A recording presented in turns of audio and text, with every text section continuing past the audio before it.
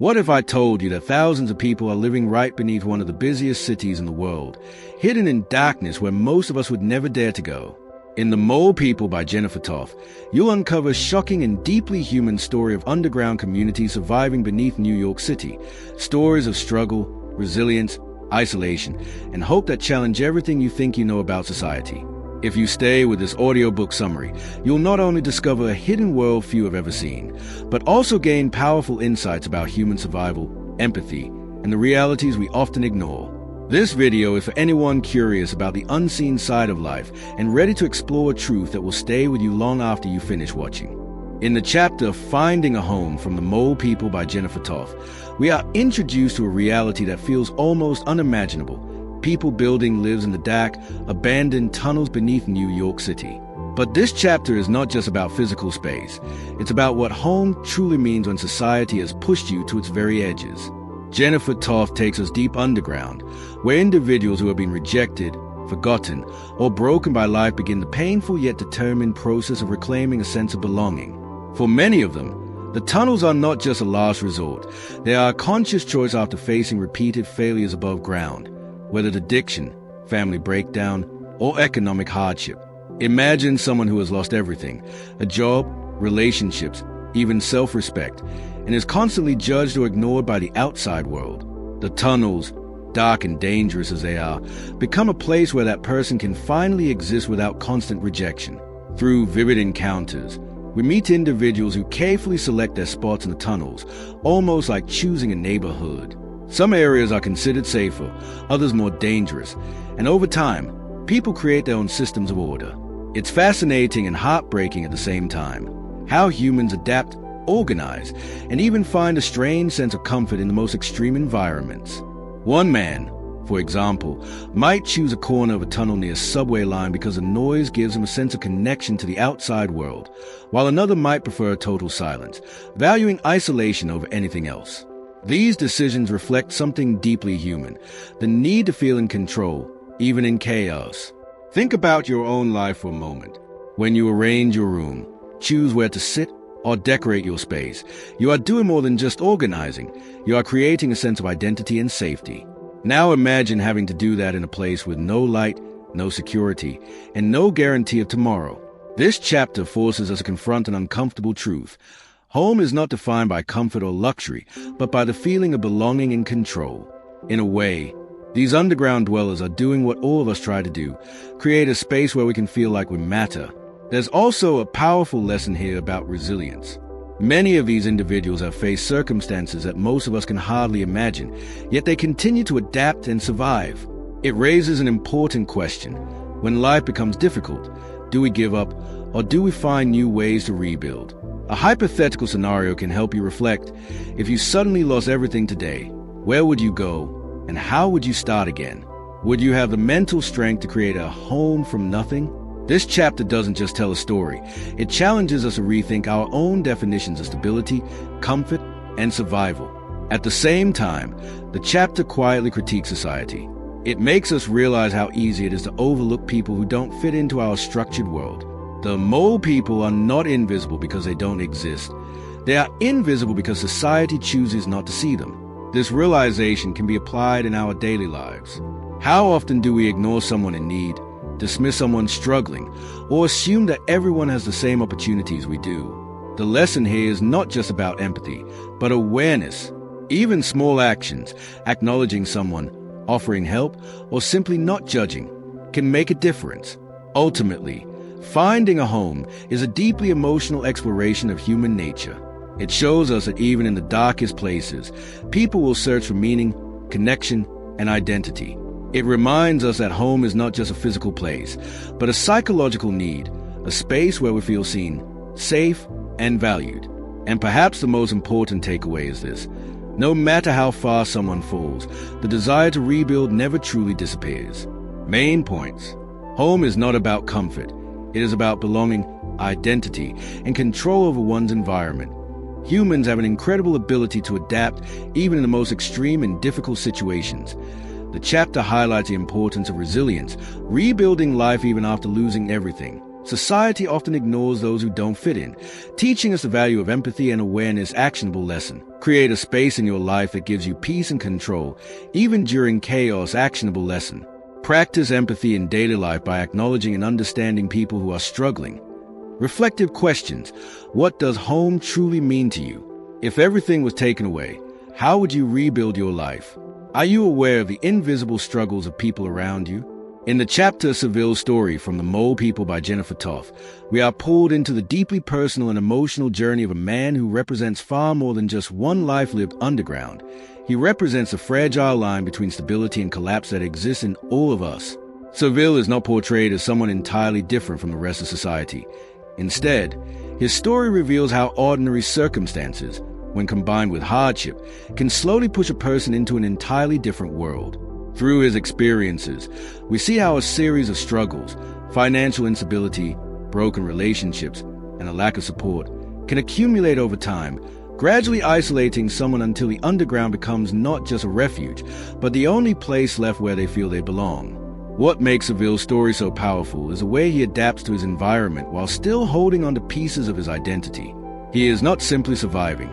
He is trying to maintain a sense of dignity in a place where dignity is constantly under threat.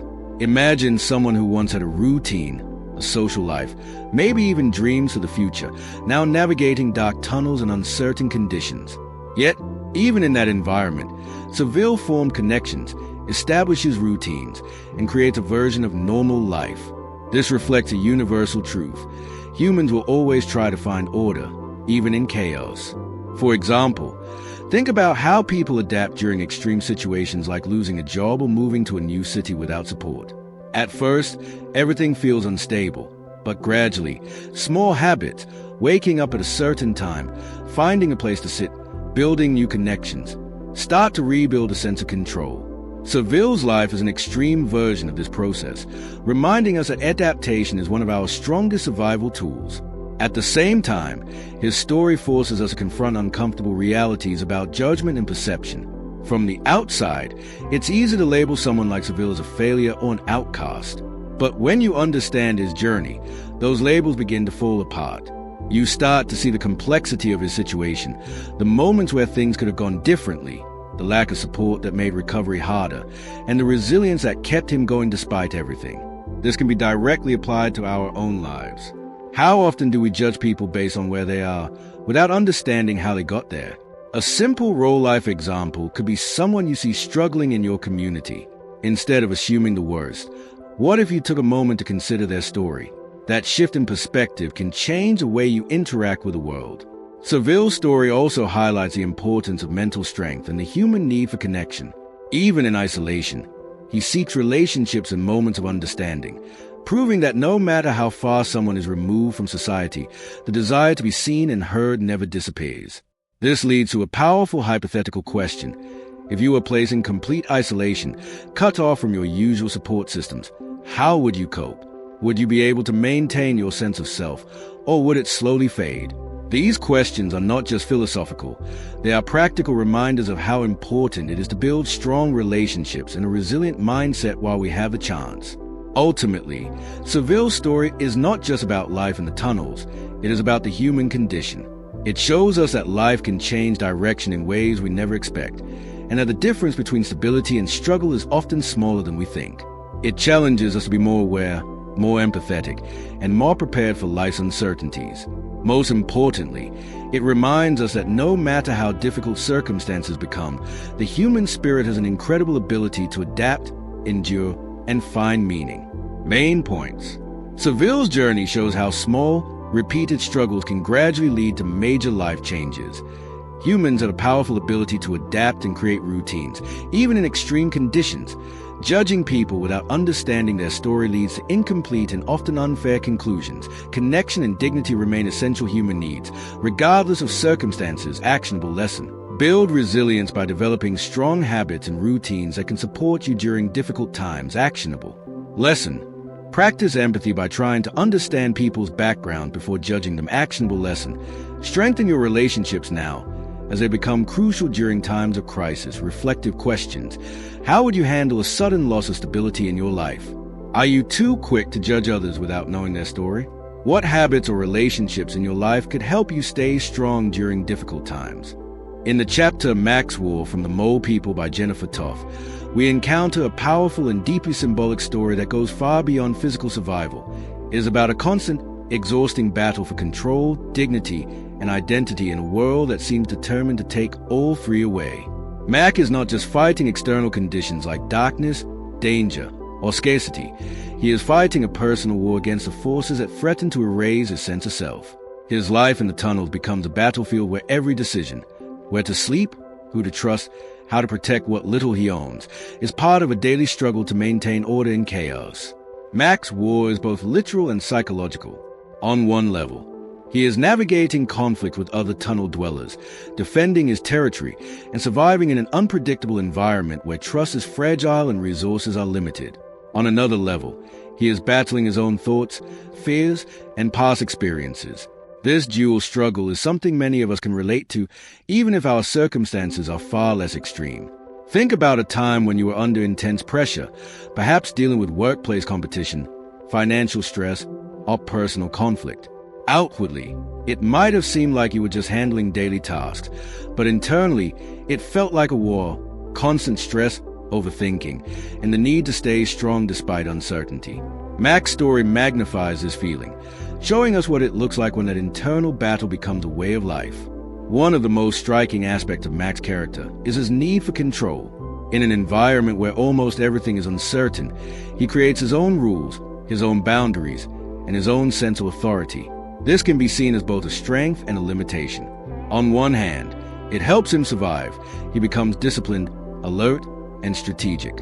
On the other hand, it can isolate him, making it harder to trust others or accept help. This reflects a common pattern in real life. For example, someone who has been hurt or betrayed in the past might build emotional walls to protect themselves. While this can prevent further harm, it can also limit their ability to form meaningful connections. Mac's war, therefore, is not just about survival. It is about finding the balance between self-protection and openness. A relatable scenario might be someone starting a new phase in life, such as moving to a different city or entering a highly competitive environment. At first, they may feel the need to constantly fight to prove themselves, to secure their place, and to avoid being taken advantage of. Over time, this mindset can become exhausting, turning everyday life into a series of battles rather than opportunities. Mac's story serves as a reminder that while resilience and vigilance are important, living in a constant state of conflict can take a toll on mental and emotional well-being. It raises an important question. Are we fighting battles that are truly necessary, or are we holding onto a defensive mindset that no longer serves us? Another important layer of this chapter is the idea of identity. Despite his circumstances, Mac refuses to see himself as powerless. He defines himself through his actions, his decisions, and his ability to endure. This is a powerful lesson for viewers. No matter what situation you are in, your identity is not solely determined by your environment. It is shaped by how you respond to it. Even in difficult situations, small choices, maintaining discipline, setting boundaries, or staying true to your values, can reinforce a strong sense of self.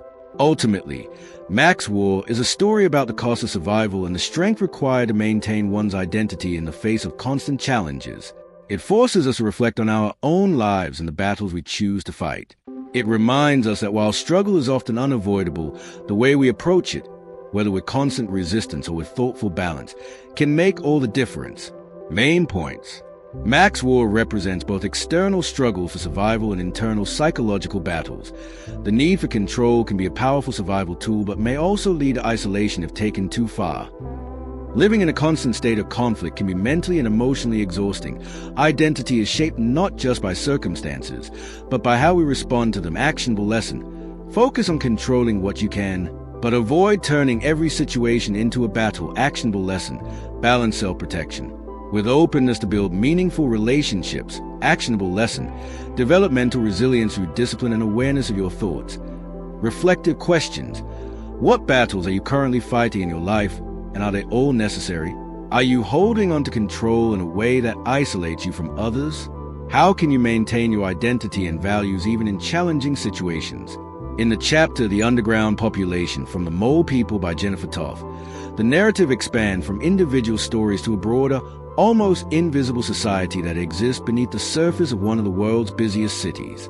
What seems at first like a scattered group of individuals living in isolation is revealed to be something far more complex, a diverse and layered population with its own patterns, roles, and unspoken rules.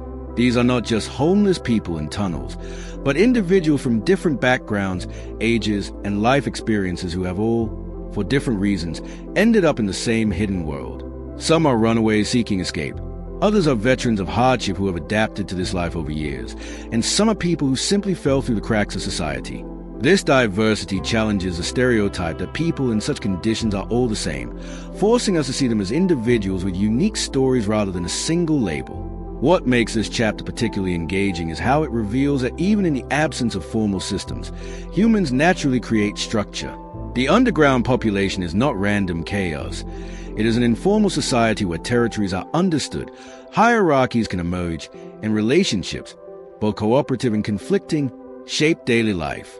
For instance, certain areas might be known as safer zones, while others are avoided due to danger or instability. Some individuals take on leadership roles, while others prefer to remain isolated. This mirrors the way societies function above ground, just without the visible institutions.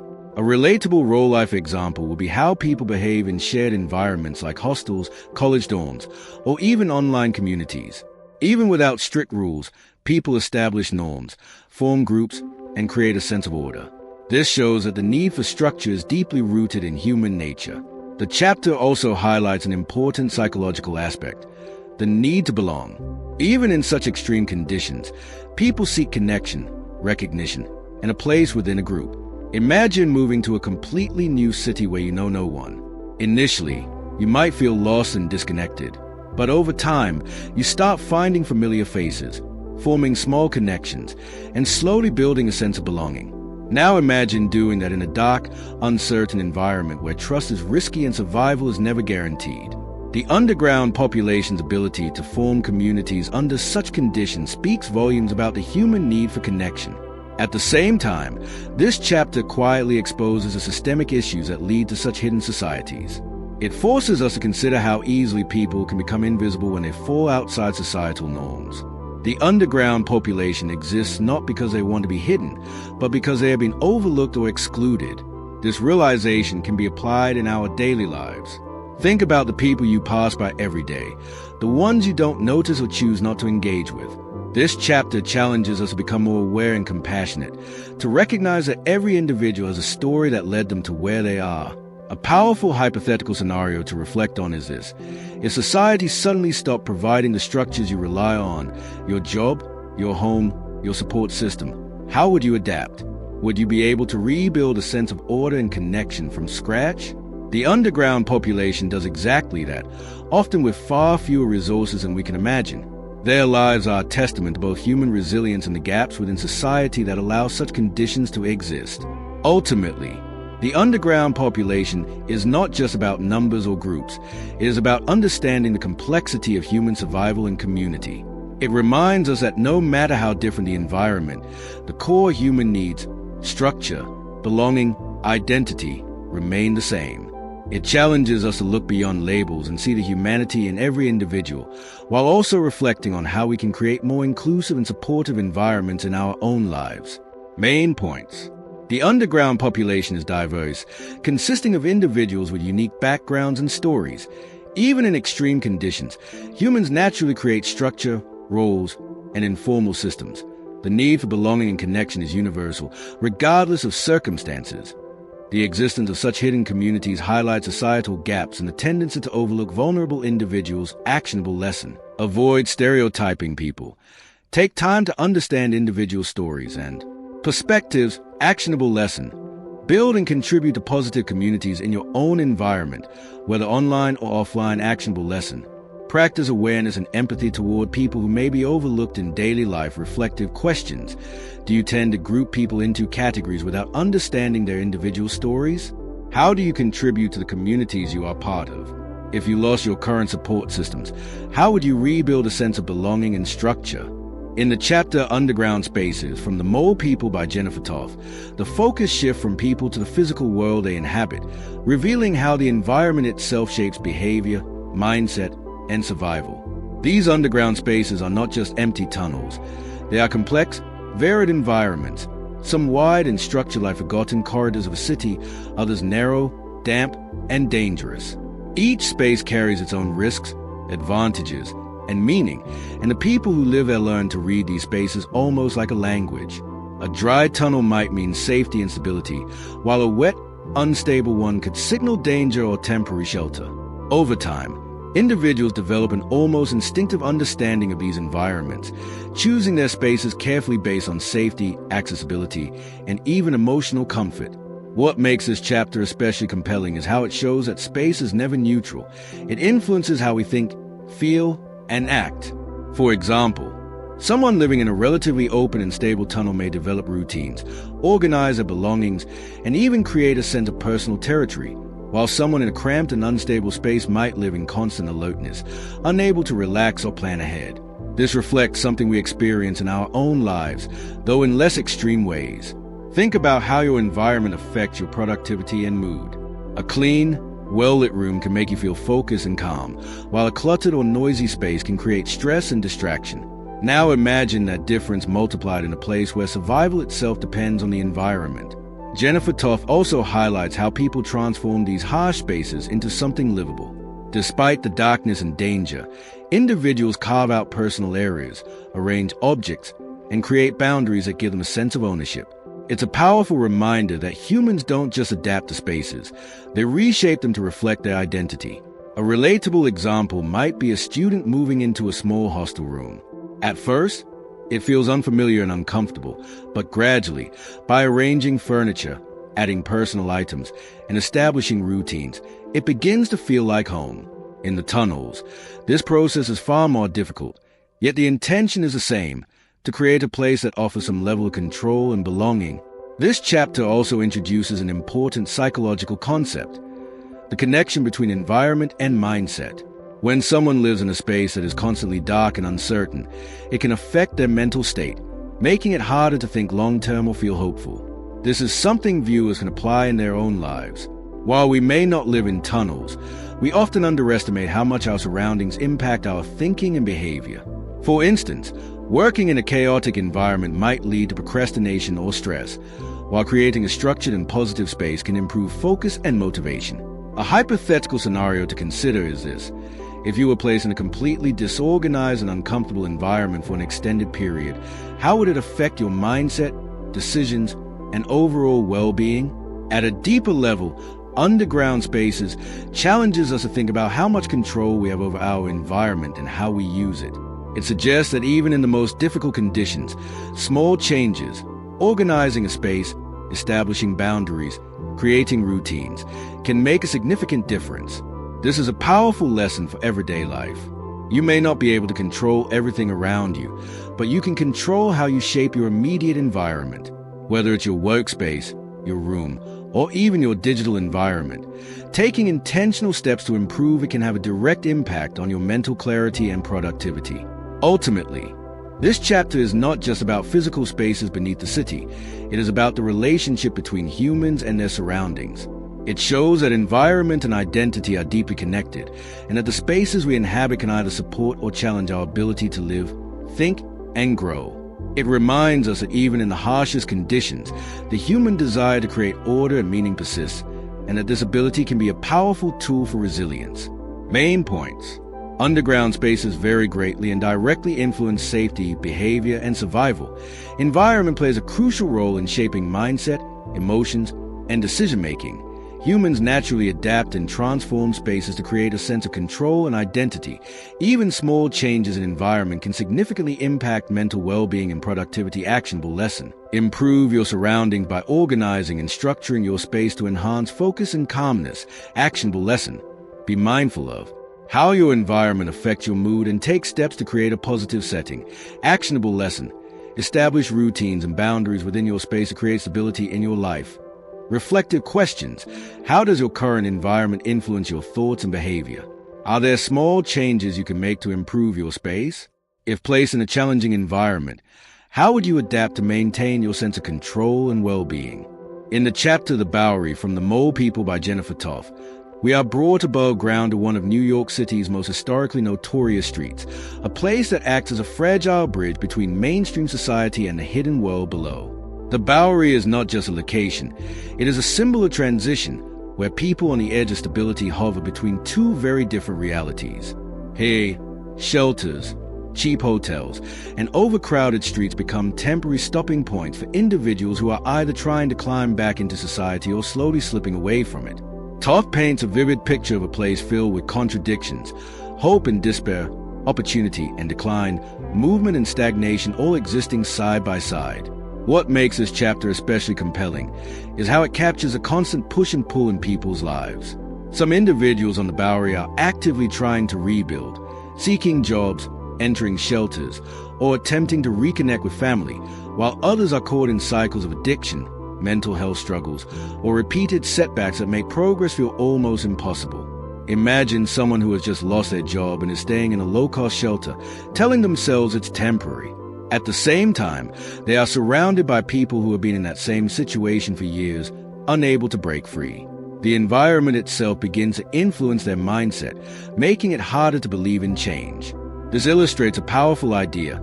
The people and surroundings we are exposed to can either push us forward or quietly pull us backward. The Bowery also highlights how thin the line is between stability and struggle. It challenges a comforting belief that hardship only happens to other people. In reality, many of those on the Bowery once lived ordinary lives not very different from ours. A series of events, job loss, illness, broken relationships, can gradually erode stability until a person finds themselves in a completely different reality.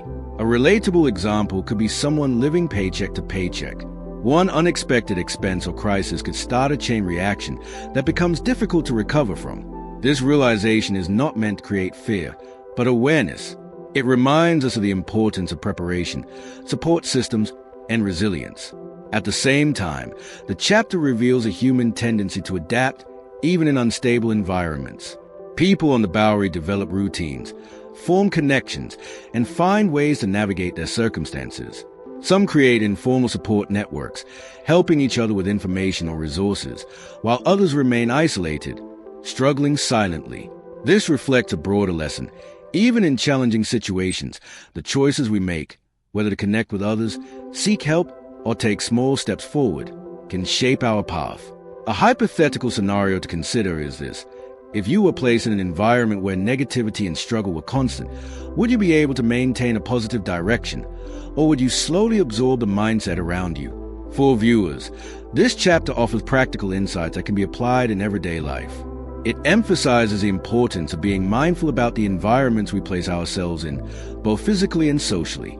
Surrounding yourself with people who are motivated and supportive can make a significant difference in your mindset and progress. It also highlights the value of taking small, consistent steps towards stability, rather than waiting for a perfect moment to change. Even something as simple as building a daily routine, seeking guidance, or staying connected with positive influences can help prevent a downward spiral. Ultimately, the Bowery is a powerful reminder that life is not always divided into clear categories of success and failure. Instead, many people exist in a space in between, constantly moving forward or backward based on their circumstances and choices. It challenges us to be more aware, more empathetic, and more intentional about how we navigate our own lives. It also encourages us to recognize that stability is not something to take for granted, but something to actively protect and nurture. Main points. The Bowery represents a transitional space between stability and struggle. Environment and social surroundings have a strong influence on mindset and behavior.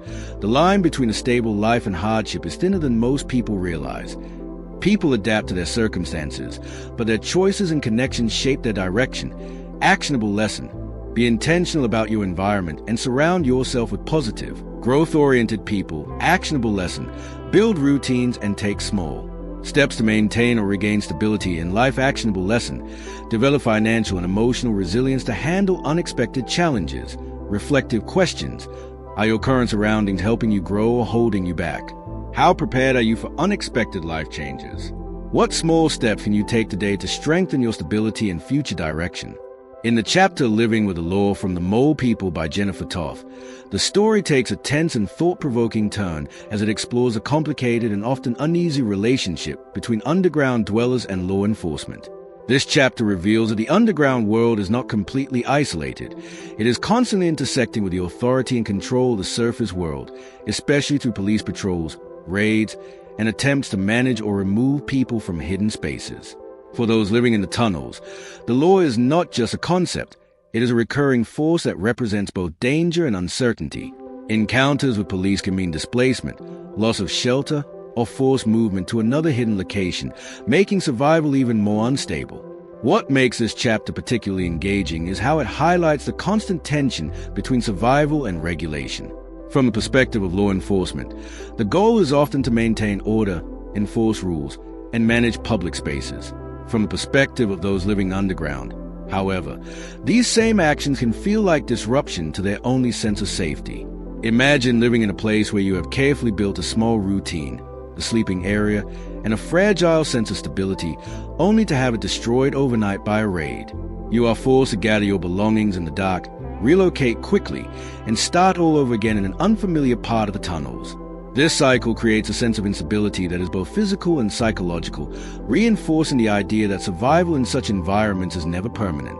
The chapter also raises deeper questions about how society defines safety, legality, and humanity. It challenges readers to think about what happens when rules designed for order collide with the realities of people who exist outside the system. A real-life parallel might be seen in how individuals experiencing homelessness are sometimes moved from public spaces in cities. While the intention may be to maintain cleanliness or safety, the outcome for those affected can be loss of possessions, disruption of fragile routines, and increased uncertainty.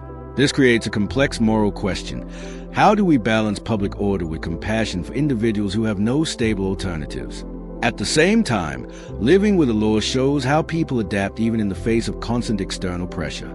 Underground dwellers develop strategies to avoid detection, move quickly, and rebuild their lives repeatedly after disruption. This resilience is not just physical, it is mental and emotional. It reflects a broader truth about human behavior. When people face repeated challenges, they often become more resourceful, alert, and adaptive. A hypothetical scenario to consider is this. If your home or safe space was repeatedly disrupted, how would you adjust? Would you become more organized, more cautious, or more withdrawn over time? For viewers, this chapter offers important life lessons about control, adaptation, and perspective. While most people do not experience such extreme conditions, we all encounter situations where external systems, rules, or unexpected events affect our plans. This could be workplace policies, financial limitations, academic pressure, or sudden life changes. The key takeaway is learning how to respond without losing stability internally. Building flexibility, emotional resilience, and problem-solving skills can help you navigate situations where you do not have full control. It also encourages a deeper sense of empathy, recognizing that not everyone experiencing instability is there by choice, and that systems impact people in very real ways. Ultimately, Living with the Law is not just about authority and enforcement. It is about the fragile balance between structure and survival. It shows how rules and systems, while necessary for society, can have unintended consequences for those already living on the margins. It challenges us to think critically about fairness, compassion, and the human cost of maintaining order. Main points. The underground population frequently interact with law enforcement, creating ongoing instability. Encounters with the law often result in displacement and loss of fragile living spaces. There is a complex tension between maintaining public order and addressing human vulnerability. People adapt to repeated disruptions by becoming more resourceful and cautious. Actionable lesson. Develop adaptability so you can handle unexpected disruptions in your own life. Actionable lesson. Build emotional resilience when facing systems or situations beyond your control. Actionable lesson. Practice empathy when observing or judging situations involving rules and authority. Reflective questions. How do you respond when external forces disrupt your plans or stability? Do you consider both sides when thinking about rules and fairness? How can you become more adaptable and resilient in your daily life? In the chapter Hell's Kitchen from the Mole People by Jennifer Toth, the narrative takes us into one of the most historically intense and symbolic neighborhoods of New York City, a place that represents both surface-level struggle and the deeper connection between urban hardship and underground survival. Hell's Kitchen is portrayed not just as a physical location, but as a pressure point where poverty, migration, displacement, and survival intersect. It is a space where people who are already vulnerable on the surface world often find themselves closer to the edge of slipping into invisibility and eventually, in some cases, into the underground tunnels. The chapter highlights how environments like this act as transitional zones, where lives can either stabilize through opportunity or unravel under continuous pressure. What makes this chapter powerful is how it shows the gradual nature of decline and survival. People in Hell's Kitchen are not defined by a single moment of failure, but by a series of small, compounding struggles, rising rent, unstable jobs, family breakdowns, or lack of support systems. Over time, these pressures can push individuals toward desperate choices or unstable living conditions. Imagine someone working long hours in low-paying jobs, constantly balancing bills and rent, while one unexpected crisis like illness or job loss threatens to collapse everything they have built. This is not a sudden fall, but a slow erosion of stability. The chapter makes us realize that environments like Hell's Kitchen are not just places on a map. They are reflections of how fragile stability can be in modern life. At the same time, the chapter subtly connects the surface struggles of Hell's Kitchen with the underground world below. It suggests that the boundary between visible and invisible populations is thinner than most people assume. Those living in harsh surface conditions are often only a few steps away from deeper instability, while those underground may have once lived in similar neighborhoods before circumstances changed their trajectory. A relatable real-life example could be someone living in a crowded urban area, constantly dealing with financial stress and uncertainty. While they may appear stable on the surface, the lack of safety nets means that a single disruption could completely change their living situation. This challenges the idea that hardship is rare or distant. Instead, it is often much closer than we realize. The chapter also highlights human resilience within difficult environments. Despite the challenges, people in Hell's Kitchen continue to adapt, find work, build temporary communities, and seek ways to survive in an environment that is constantly shifting. This reflects a broader truth about human behavior. Even when conditions are not ideal, people try to create meaning and structure in their lives. A hypothetical scenario to consider is this. If you were living in an environment where stability was constantly uncertain, how would you maintain hope and direction? Would you focus on short-term survival, or try to build long-term plans despite instability? For viewers, this chapter offers important lessons that extend beyond geography.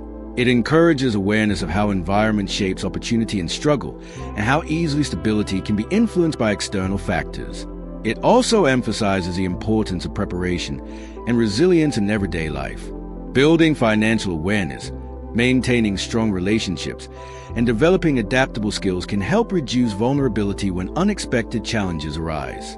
Additionally, it teaches the importance of empathy, recognizing that people struggling in difficult environments are often dealing with long chains of circumstances rather than single poor decisions.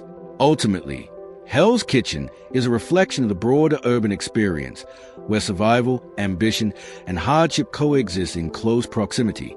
It shows how cities are not just centers of opportunity, but also spaces where inequality and instability can quietly grow. The chapter encourages us to look beyond surface appearances and understand the deeper forces that shape people's lives. Main points. Hell's Kitchen represents a transitional urban space where stability and struggle coexist. Life challenges often build gradually through small, repeated pressures rather than sudden events. Surface-level environments can be closely connected to deeper systems of instability, including homelessness. Human resilience is evident even in harsh and uncertain conditions. Actionable lesson. Strengthen financial and emotional resilience to handle unexpected life disruptions. Actionable lesson. Be aware of how your environment influences your stability and choices. Actionable lesson. Practice empathy by understanding that hardship is often the result of long-term circumstances. Reflective questions. How stable is your current environment, and what risks could disrupt it? Are you aware of the hidden struggles in your surroundings? How can you better prepare for unexpected changes in your life? In the chapter Children from the Mole People by Jennifer Toth, the narrative reaches one of its most emotionally difficult and thought-provoking sections as it focuses on children who are either living in passing through, or affected by the underground world and the harsh urban environments above it. This chapter forces a reader to confront a deeply unsettling reality. Childhood, which is supposed to represent safety, growth, and care, can become shaped by instability, neglect, and survival pressures. Through these accounts, Toth reveals how children in such environments are often exposed to uncertainty far earlier than most people can imagine, learning to adapt to conditions that demand emotional maturity well beyond their years. What makes this chapter especially powerful is the contrast between what childhood is supposed to be and what it becomes in these circumstances. Instead of structured education, emotional support, and stable homes, some children are forced into environments where survival instincts take priority over innocence. Imagine a child who should be thinking about school, friendships, and hobbies, instead learning how to navigate unsafe neighborhoods, unpredictable living situations, or unstable family structures. Even if they are not directly living underground, the instability of their surroundings can shape their worldview in lasting ways. A relatable real-life example could be a child growing up in a financially stressed household, where constant worry about rent, food, or safety becomes part of daily life. Over time, that child may mature fast emotionally but lose some of the freedom and security that defines a healthy childhood. The chapter also highlights how environment shapes identity from an early age. Children absorb the conditions around them like a sponge, learning what is normal based on what they see every day. If instability, conflict, or neglect becomes their baseline, it can influence how they view trust, safety, and opportunity later in life.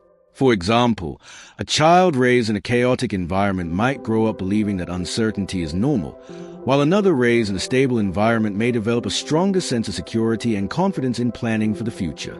This raises an important reflection. How much of who we become is shaped by our environment during childhood, and how much can we consciously change later in life? At the same time, the chapter does not present children only as victims. It also shows their resilience and adaptability. Even in difficult circumstances, children find ways to play, learn, form friendships, and create moments of joy. This reflects a powerful truth about human nature. Even in the most challenging environments, the need for connection, imagination, and hope does not disappear. A hypothetical scenario might be a child living in a temporary shelter or unstable housing situation who still manages to find joy in small things, talking with friends, drawing, or imagining a better future. These small acts of resilience become crucial in maintaining emotional strength in unstable conditions. For viewers, this chapter carries important life lessons about awareness, empathy, and responsibility. It encourages us to recognize that not all children have the same starting point in life, and that circumstances beyond their control can shape their opportunities and mindset. This understanding can be applied in everyday life by being more mindful of how we treat younger people around us, supporting education in safe environments whenever possible, and appreciating the stability we may have taken for granted. It also serves as a reminder for anyone planning their own future or family life about the importance of creating stable, supportive environments that allow growth rather than survival-focused thinking. Ultimately, Children is a deeply emotional reminder that the effects of environment are most visible in those who are least able to choose their circumstances. It challenges us to think not only about survival, but about the kind of world we are shaping for the next generation. It urges reflection on responsibility, compassion, and the long-term impact of instability on human development. Main points. Children in unstable environments are exposed to survival conditions far earlier than normal childhood development. Environment plays a major role in shaping identity, beliefs, and emotional development. Instability during childhood can accelerate maturity, but may limit emotional security and freedom. Despite hardship, children demonstrate resilience through play, imagination, and social connection. Actionable lesson: be mindful of the environments children are exposed to and support stability. Where possible, actionable lesson: reflect on how your own upbringing may have shaped your mindset and behaviors. Actionable lesson: create or support safe, positive environment for learning and growth in your community. Reflective questions: how much of your current mindset was shaped by your childhood environment? What kind of environment are you contributing to for younger people around you? If a child's surroundings define their future, what responsibility does society have in shaping those surroundings?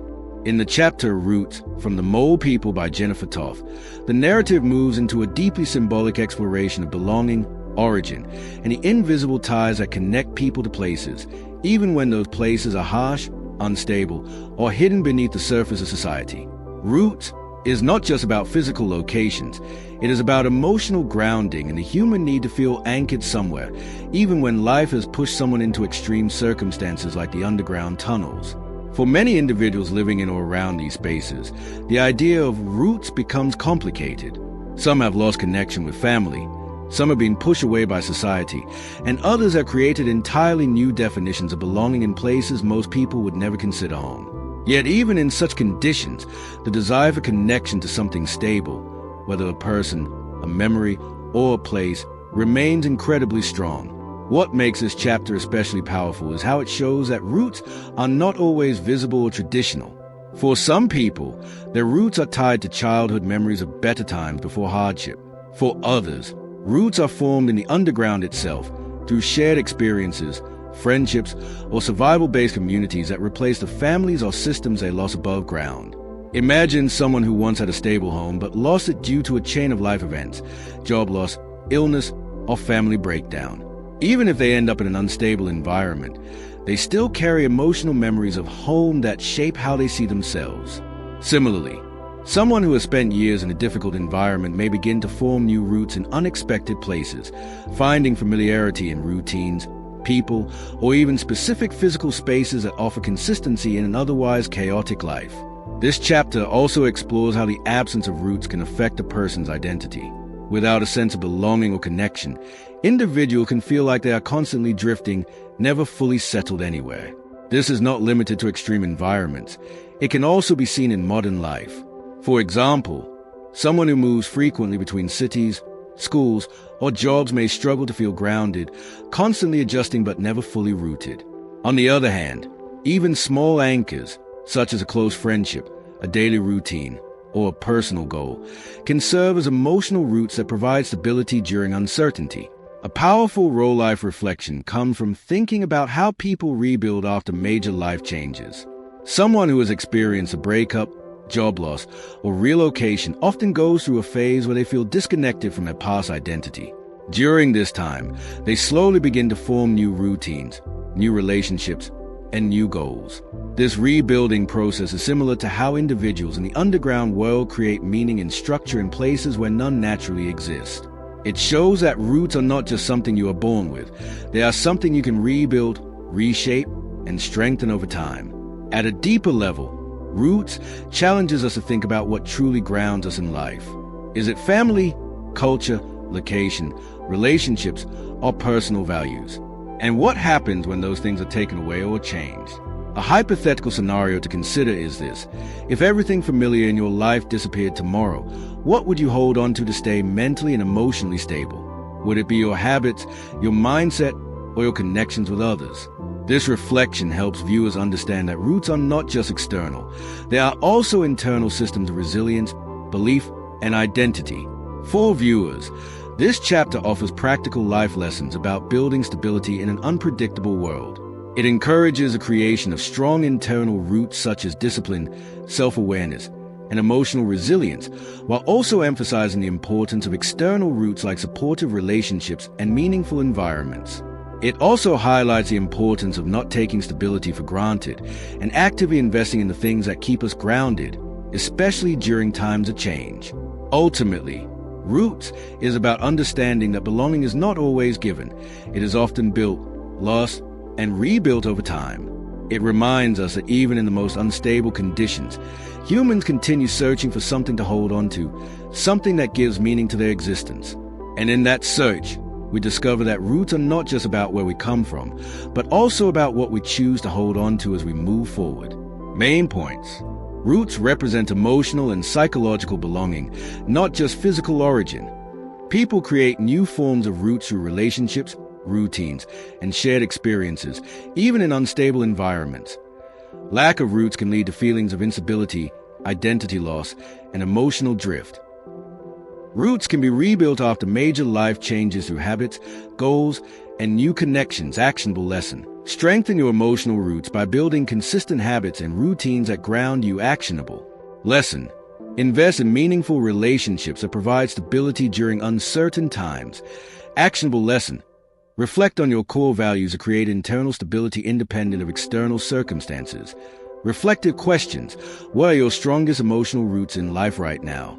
What would remain if everything familiar was removed from your life? How can you build stronger stability both internally and externally starting today?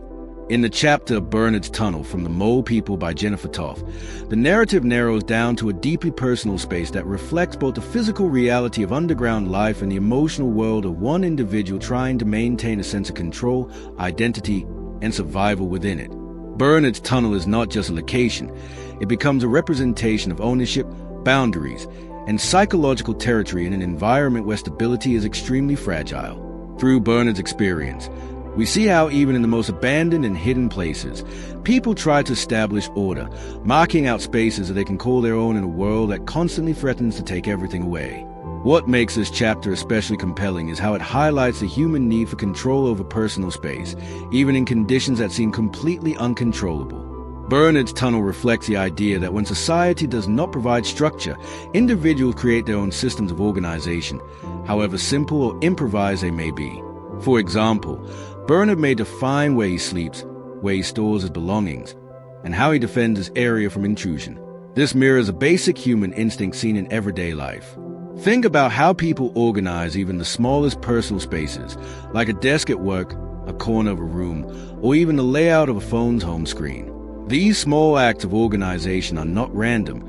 They are ways of creating mental clarity and a sense of control. Now imagine this instinct magnified in an environment where everything is uncertain and survival depends on maintaining that control. The chapter also explores the psychological weight of isolation and responsibility. In Bernard's Tunnel, the sense of solitude is not just physical but emotional. There is a constant awareness that survival depends largely on individual effort, awareness, and decision-making.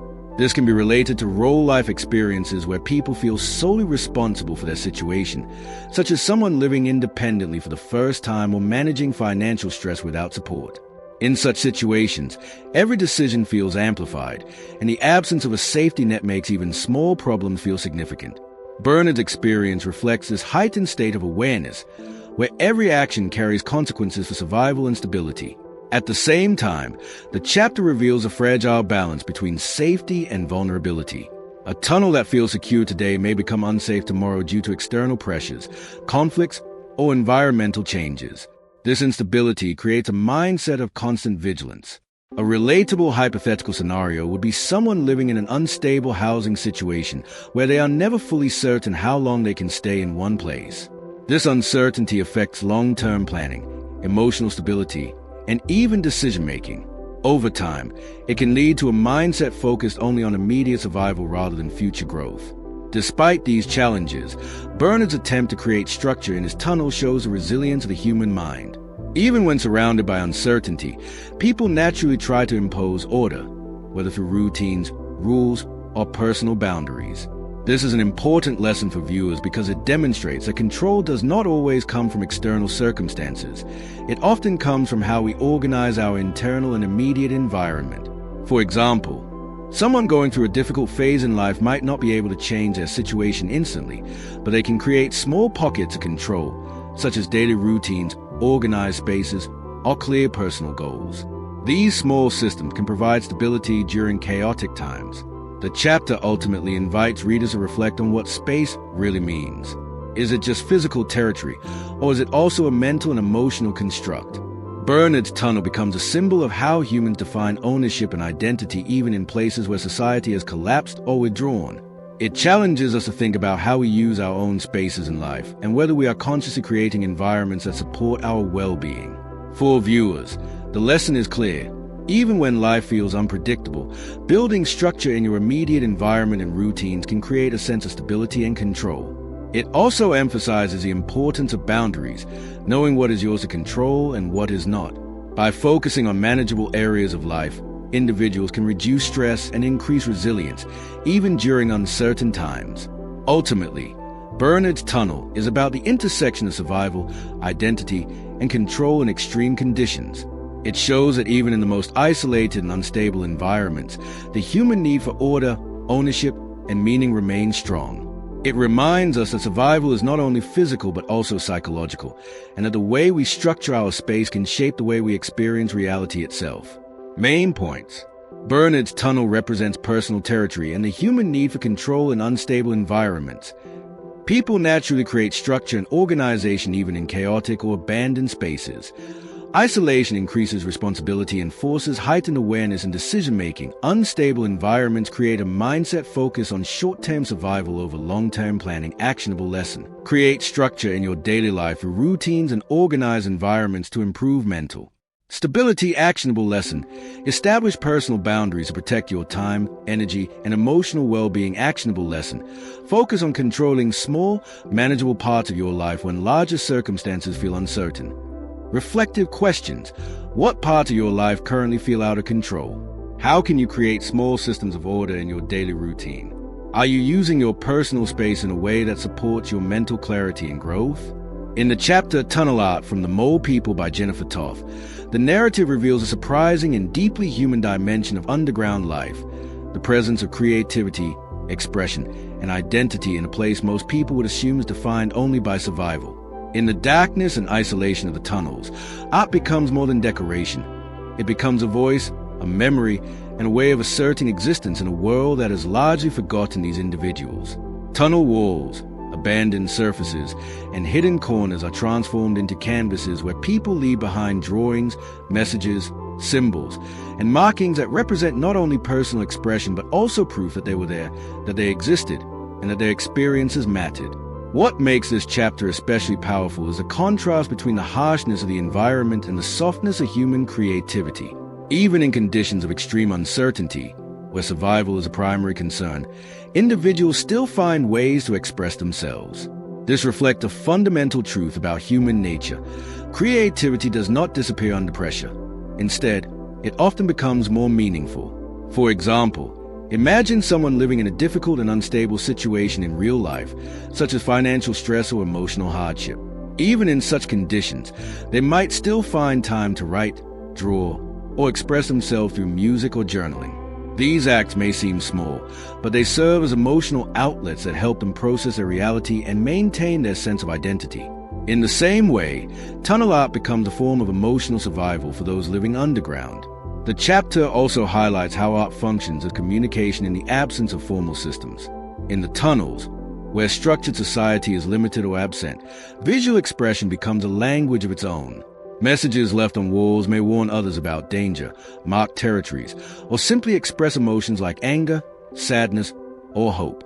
This can be compared to modern digital spaces, where people often express themselves through social media posts, comments, or online art. Even without direct interaction, these expressions create a sense of presence and connection. A relatable scenario could be someone posting thoughts or creative content online during a difficult period in their life, not necessarily for attention, but as a way of feeling heard or understood. At a deeper level, tunnel art also represents identity preservation. In an environment where people can easily become invisible or forgotten, leaving behind marks becomes a way of resisting erasure. It is a statement that says, I am here and I matter. This is a powerful concept that can be applied to everyday life. Many people, even in stable environments, struggle with feeling unseen or unrecognized. The desire to be acknowledged is universal. Whether through creative work, achievements, or personal expression, people seek ways to leave a mark on the world. This chapter encourages viewers to think about how they express their identity in their own lives. Are you finding healthy ways to express who you are, or are those feelings being suppressed? Another important aspect of this chapter is how creativity provides psychological relief. In the tunnels, where conditions are often stressful and unpredictable, art becomes a form of escape and emotional processing. It allows individuals to step away from immediate survival pressures, even briefly, and connect with something more human and meaningful. A hypothetical scenario might be someone dealing with a high-pressure job or academic stress who uses creative hobbies like writing, sketching, or playing music as a way to decompress. These activities do not remove the problem, but they create balance and emotional resilience, allowing the individual to continue functioning under pressure. For viewers, the lesson here is highly practical. Expression is not a luxury, it is a necessity for mental and emotional well-being. Whether through art, writing, communication, or any form of creativity, finding an outlet for emotions can significantly improve resilience during difficult times. It also encourages people to pay attention to their environments and consider how they can create spaces that allow for expression and reflection, even in small ways. Ultimately, tunnel art shows that even in the darkest and most forgotten places, human creativity persists. It demonstrates that the need to express, communicate, and be remembered is deeply embedded in human nature. No matter how harsh the environment, people continue to find ways to turn silence into expression and invisibility into presence. Main points. Tunnel art represents creativity, identity, and emotional expression in extreme conditions. Even in survival situations, humans naturally seek ways to create and communicate. Art in the tunnel serves as both communication and emotional release. Expression is a form of identity preservation and resistance against being forgotten. Actionable lesson. Use creative outlets such as writing, drawing, or communication to manage stress and emotions. Actionable lesson. Create personal spaces or habits that allow self-expression in your daily life. Actionable lesson. Recognize the importance of being seen and find healthy ways to express your identity. Reflective questions. How do you currently express your emotions and identity? Are you giving yourself enough space for creativity in your life? If no one could judge your expression, how would you choose to communicate who you are? In the chapter Graffiti from the Mole People by Jennifer Toth, the focus deepens into one of the most visible yet often misunderstood forms of expression found both above and below the surface of the city. Graffiti in this context is not just random markings or vandalism. It becomes a layered language of identity, communication, warning, memory, and presence. In the underground world, where formal systems of communication are limited or non-existent, graffiti serves as a critical tool for survival and storytelling. It marks territories, signals danger, shares information, and sometimes simply declares existence in a place where people can easily become invisible. What makes this chapter especially compelling is how it challenges the way society interprets graffiti in general. From the surface perspective, graffiti is often seen as disorder, rebellion, or even destruction of public property. But within the underground context, it takes on a completely different meaning. It becomes a form of documentation, an informal archive of lives, movements, and emotions. Imagine walking through a forgotten tunnel and seeing markings that indicate where it is safe to rest, where danger has been reported, or where certain groups gather. These markings are not artistic in the traditional sense alone. They are practical, survival-based, and deeply meaningful to those who rely on them. A powerful real-life parallel can be seen in urban neighborhoods or train systems where graffiti often contains codes, names, or symbols that carry meaning only understood by certain groups. Similarly, online spaces today function in comparable ways. Hashtags, usernames, and digital symbols create communities and signal belonging or identity. For example, a person expressing themselves through online posts or digital art may not realize they are participating in a modern form of graffiti, leaving traces of their identity in a vast digital landscape. This comparison helps us understand that human beings always find ways to leave marks of their presence, whether in physical or digital form. The chapter also reveals graffiti as a form of emotional expression. In the tunnels, where life is often uncertain and isolated, markings on walls become a way to express frustration, hope, anger, or remembrance. A name written repeatedly on a wall might represent longing for identity or recognition. A symbol might represent a warning or memory of someone who once lived there. This transforms graffiti into something deeply human. It becomes a voice in silence.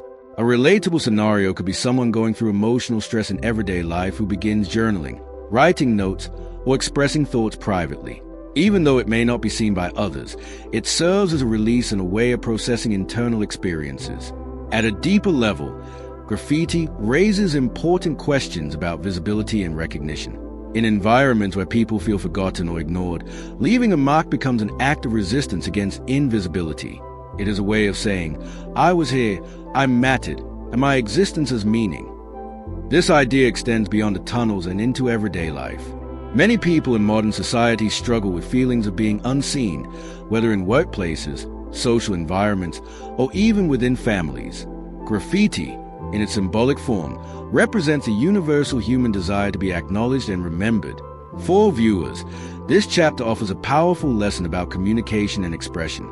It encourages us to reflect on how we leave our own marks in the world, not necessarily physically, but through actions, words, and contributions. It also highlights the importance of interpreting others' expressions with understanding rather than judgment. What may appear meaningless or disruptive on the surface may carry deep significance when understood in context. A practical takeaway from this chapter is the importance of finding healthy ways to express yourself. Whether through writing, creative work, communication, or even digital platforms, expression helps process emotions and build identity. It also reminds us to be mindful of the environments we are part of and how they influence both our expression and interpretation of others. Ultimately, graffiti is about more than markings on walls. It is about human presence, communication, and the desire to be seen. It shows that even in forgotten or overlooked spaces, people continue to speak in their own ways, leaving behind traces that tell stories of survival, identity, and resilience. Main points. Graffiti in the tunnels functions as communication, identity marking, and survival information. That IT challenges a common perception of graffiti as only vandalism by showing its deeper meaning. Human beings naturally leave traces of their existence in physical and digital spaces. Graffiti serves as emotional expression and a form of psychological release. That IT represents the universal desire to be seen, recognized, and remembered. Actionable lesson. Find healthy and constructive ways to express your thoughts and emotions regularly. Actionable lesson. Avoid judging expressions without understanding their context or meaning. Actionable lesson. Be mindful of the marks you leave in your environment, both online and offline. Reflective questions. How do you express your identity in your daily life? Are there emotions you are not currently expressing in a healthy way? What kind of marks are you leaving in the spaces you occupy?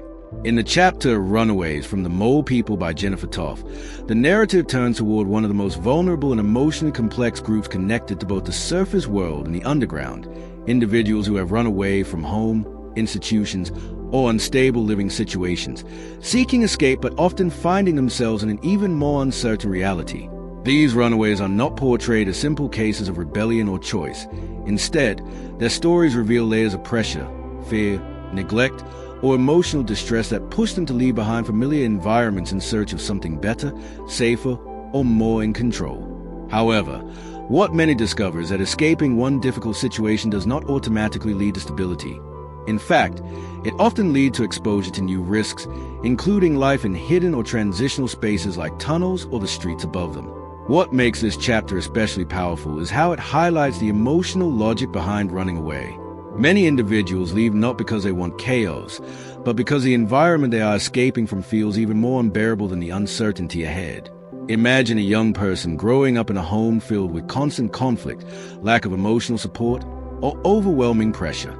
To them, leaving might feel like the only way to regain control over their life, even if they have no clear plan of what comes next. This reflects a broader human truth. When people feel trapped, they often choose uncertainty over suffering.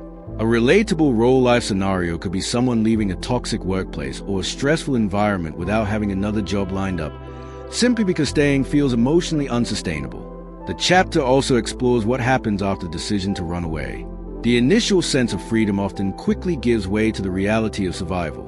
Without stable support systems, runaways may struggle with finding shelter, safety, food, or trust in others. Some may attempt to connect with informal communities, while others become isolated and more vulnerable to exploitation or instability. A hypothetical example might be someone who leaves home believing they can manage on their own, only to realize that daily survival requires far more resources, planning, and emotional strength than expected.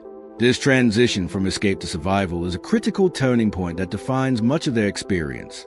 At a deeper level, Runaways forces us to examine the concept of choice under pressure.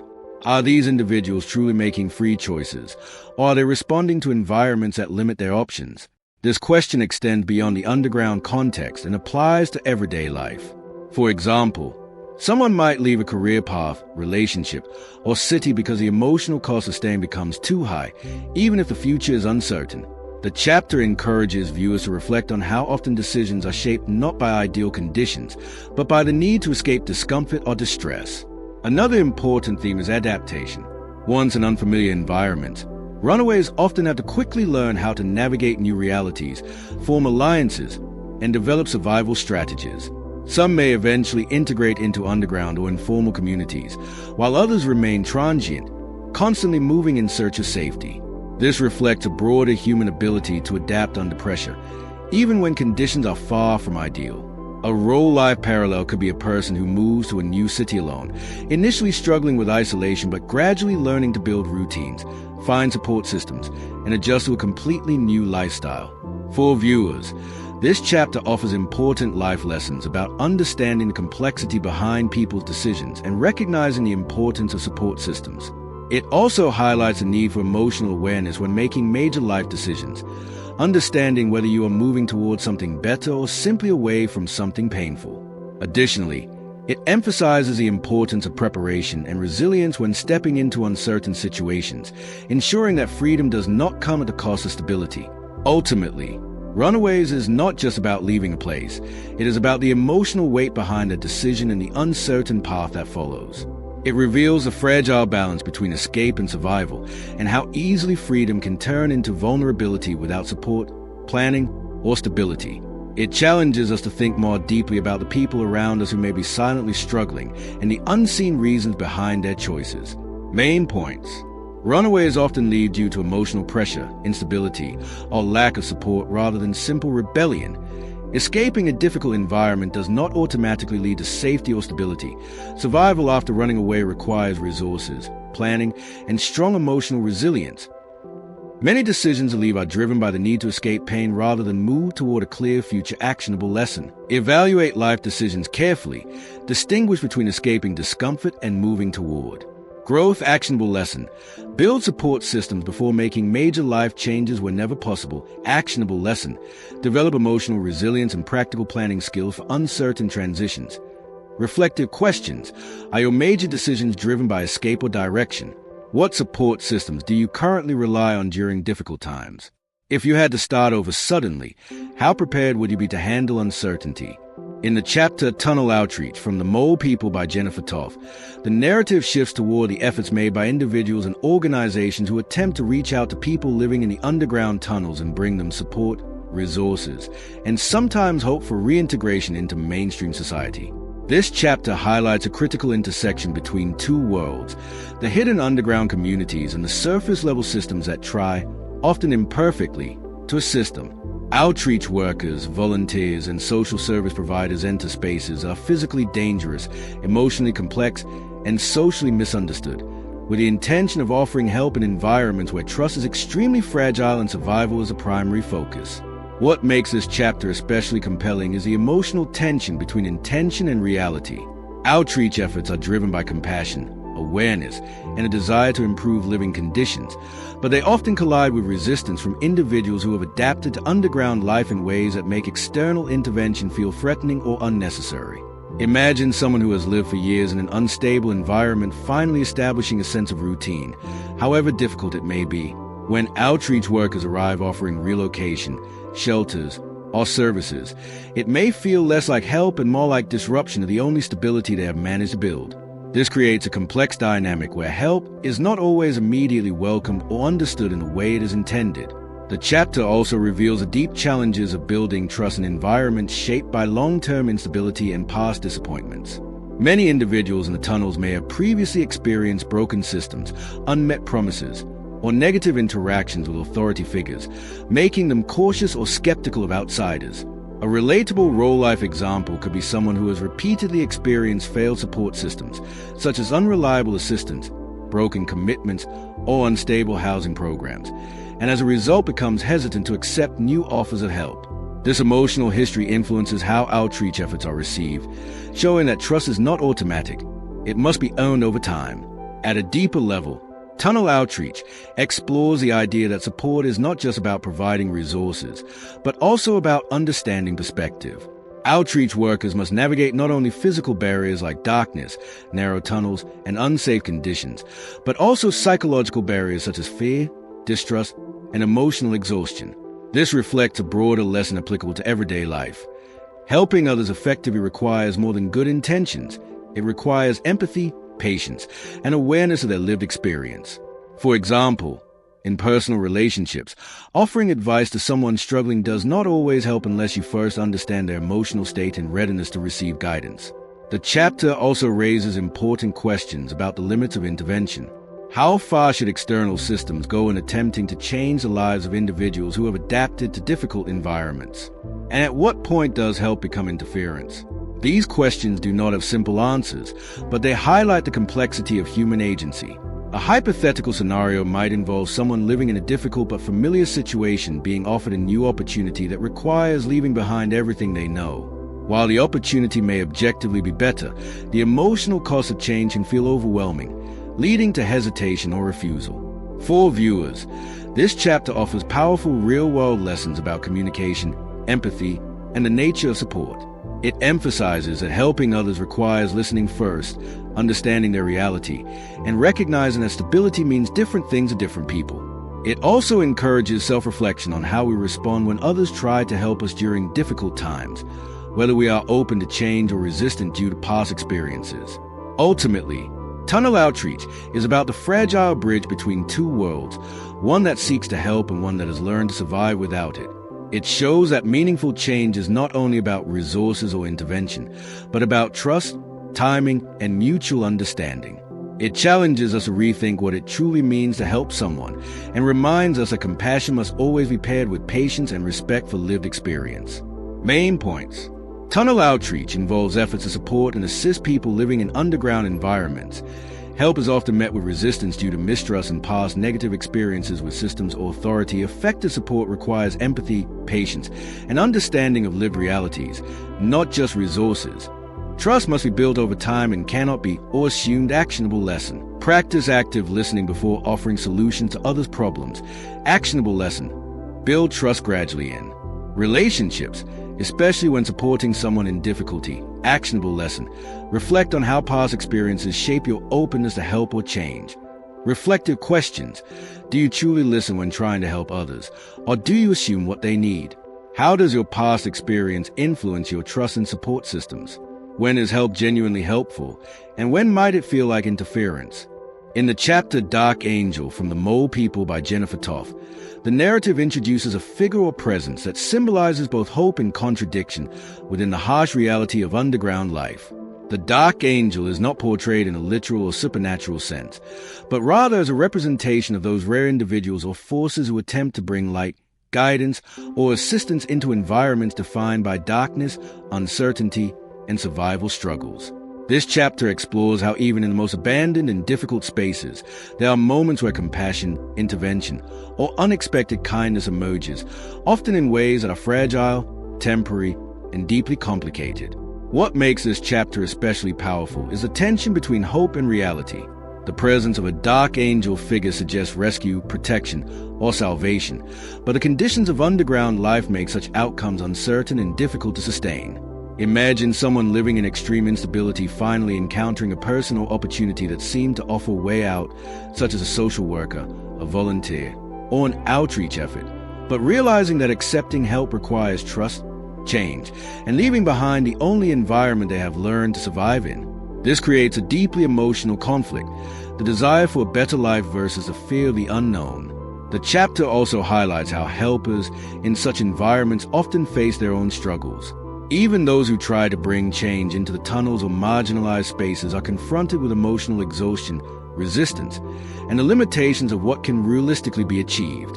A role-life parallel could be seen in social workers, counselors, or humanitarian volunteers who dedicate themselves to helping vulnerable populations but often face situations where progress is slow, uncertain, or even reversed.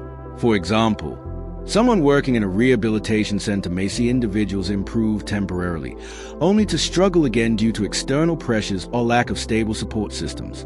This reflects the complexity of change. It is rarely linear and often filled with setbacks. At a deeper level, Dark Angel explores the idea that help is not always simple or universally accepted. Even when assistance is offered with good intentions, it can be perceived differently depending on past experiences, trust levels, and emotional readiness. A relatable scenario might be someone in a difficult phase of life being offered help by a friend or family member, but feeling hesitant to accept it due to pride, fear of judgment, or previous disappointments. This highlights an important truth. The effectiveness of help depends not only on the giver, but also on the receiver's ability to trust and accept it. The chapter also encourages reflection on the emotional burden carried by those who try to help others. The dark angel figure represents the emotional weight of witnessing suffering while trying to provide relief in environments where solutions are not immediate or guaranteed.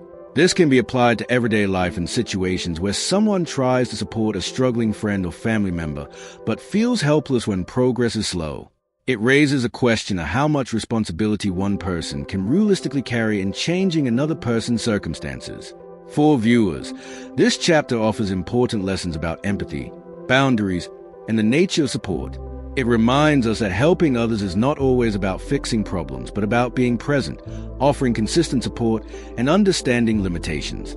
It also encourages self-reflection on how we respond to help when it is offered to us, whether we accept it, resist it, or evaluate it based on trust and past experiences.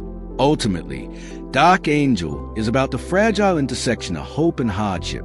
It shows that even in the darkest environments, there are moments of compassion and attempts at change, but these moments exist within complex emotional and social realities.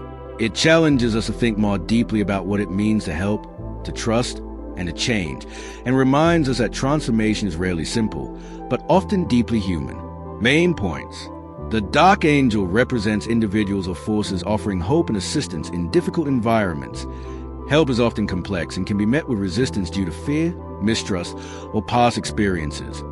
Those who provide help also face emotional and psychological challenges. Change is rarely immediate and often includes setbacks and uncertainty. Actionable lesson. Understand that helping others requires patience, empathy, and acceptance of limitations.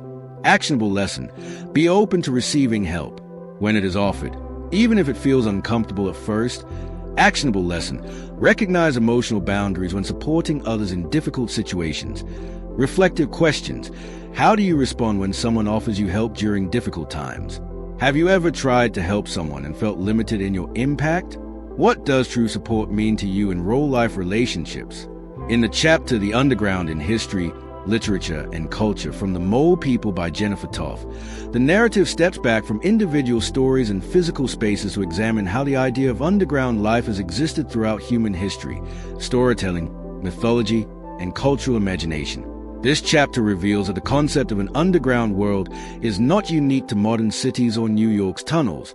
It is a recurring symbol that appears across different civilizations, often representing hidden societies, forgotten people, exile, mystery, danger, or even transformation.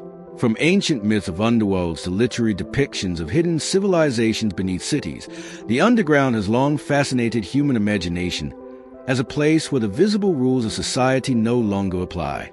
What makes this chapter especially engaging is how it connects real-life underground existence with symbolic and cultural interpretations. In literature and history, underground spaces are often portrayed as places of both fear and refuge, where people go either to escape society or because they are being pushed out of it. This mirrors the real-life accounts described throughout the book, where individuals living beneath cities are not just physically hidden, but also socially and psychologically separated from mainstream society. Imagine how often in stories or movies you see secret tunnels, hidden societies, or forgotten civilizations beneath cities. These fictional ideas are not entirely disconnected from reality. They reflect a deep human curiosity about what exists beyond the surface of everyday life. The chapter also explores how culture shapes perception. The way society talks about the underground influences how people view those who actually live in such conditions. For example, in literature, underground spaces are sometimes romanticized as mysterious or symbolic of rebellion, while in reality, they are often associated with hardship, survival, and neglect. A real-life parallel can be seen in how homelessness or hidden communities are portrayed in media, sometimes with sympathy, sometimes with stigma, and sometimes with misunderstanding. This gap between perception and reality affects how people respond to real individuals living in such conditions. At a deeper level, the chapter encourages reflection on why humans are so fascinated by the idea of hidden worlds. One explanation is that the underground represent what society chooses not to see: poverty, exclusion, forgotten populations, or uncomfortable truths. A hypothetical scenario to consider is this: if there were a completely hidden society beneath your city, functioning parallel to your daily life, how would that change the way you see your surroundings? Would it make you more aware of invisible systems and people? or would it remain a distant concept unless you directly experience it? The chapter also connects cultural imagination with real human conditions by showing that myths and stories often emerge from real social realities. Throughout history, underground spaces have symbolized exile, resistance, survival, and transformation. Even today, people use metaphorical language like going underground to describe withdrawal from society, whether emotionally, socially, or physically. For example, someone going through depression or burnout might isolate themselves from social interaction, creating their own mental underground where they feel disconnected from the world above. This comparison helps bridge the gap between symbolic and lived experiences. For viewers, this chapter offers important lessons about perception, awareness, and interpretation. It encourages us to question how stories and cultural narratives shape the way we understand real-world issues. It also highlights the importance of looking beyond surface-level interpretations and seeking deeper understanding before forming judgments. Additionally, it invites reflection on how invisible parts of society, whether physical, emotional, or social, are often ignored simply because they are out of sight. Ultimately, the underground in history, literature, and culture shows that the idea of the underground is both real and symbolic. It exists as a physical reality for some, a metaphor for others, and a cultural reflection of humanity's relationship with what is hidden, forgotten, or unseen. It challenges us to recognize that the line between imagination and reality is often thinner than we think, and that what we overlook in stories may actually reflect truths about our own world.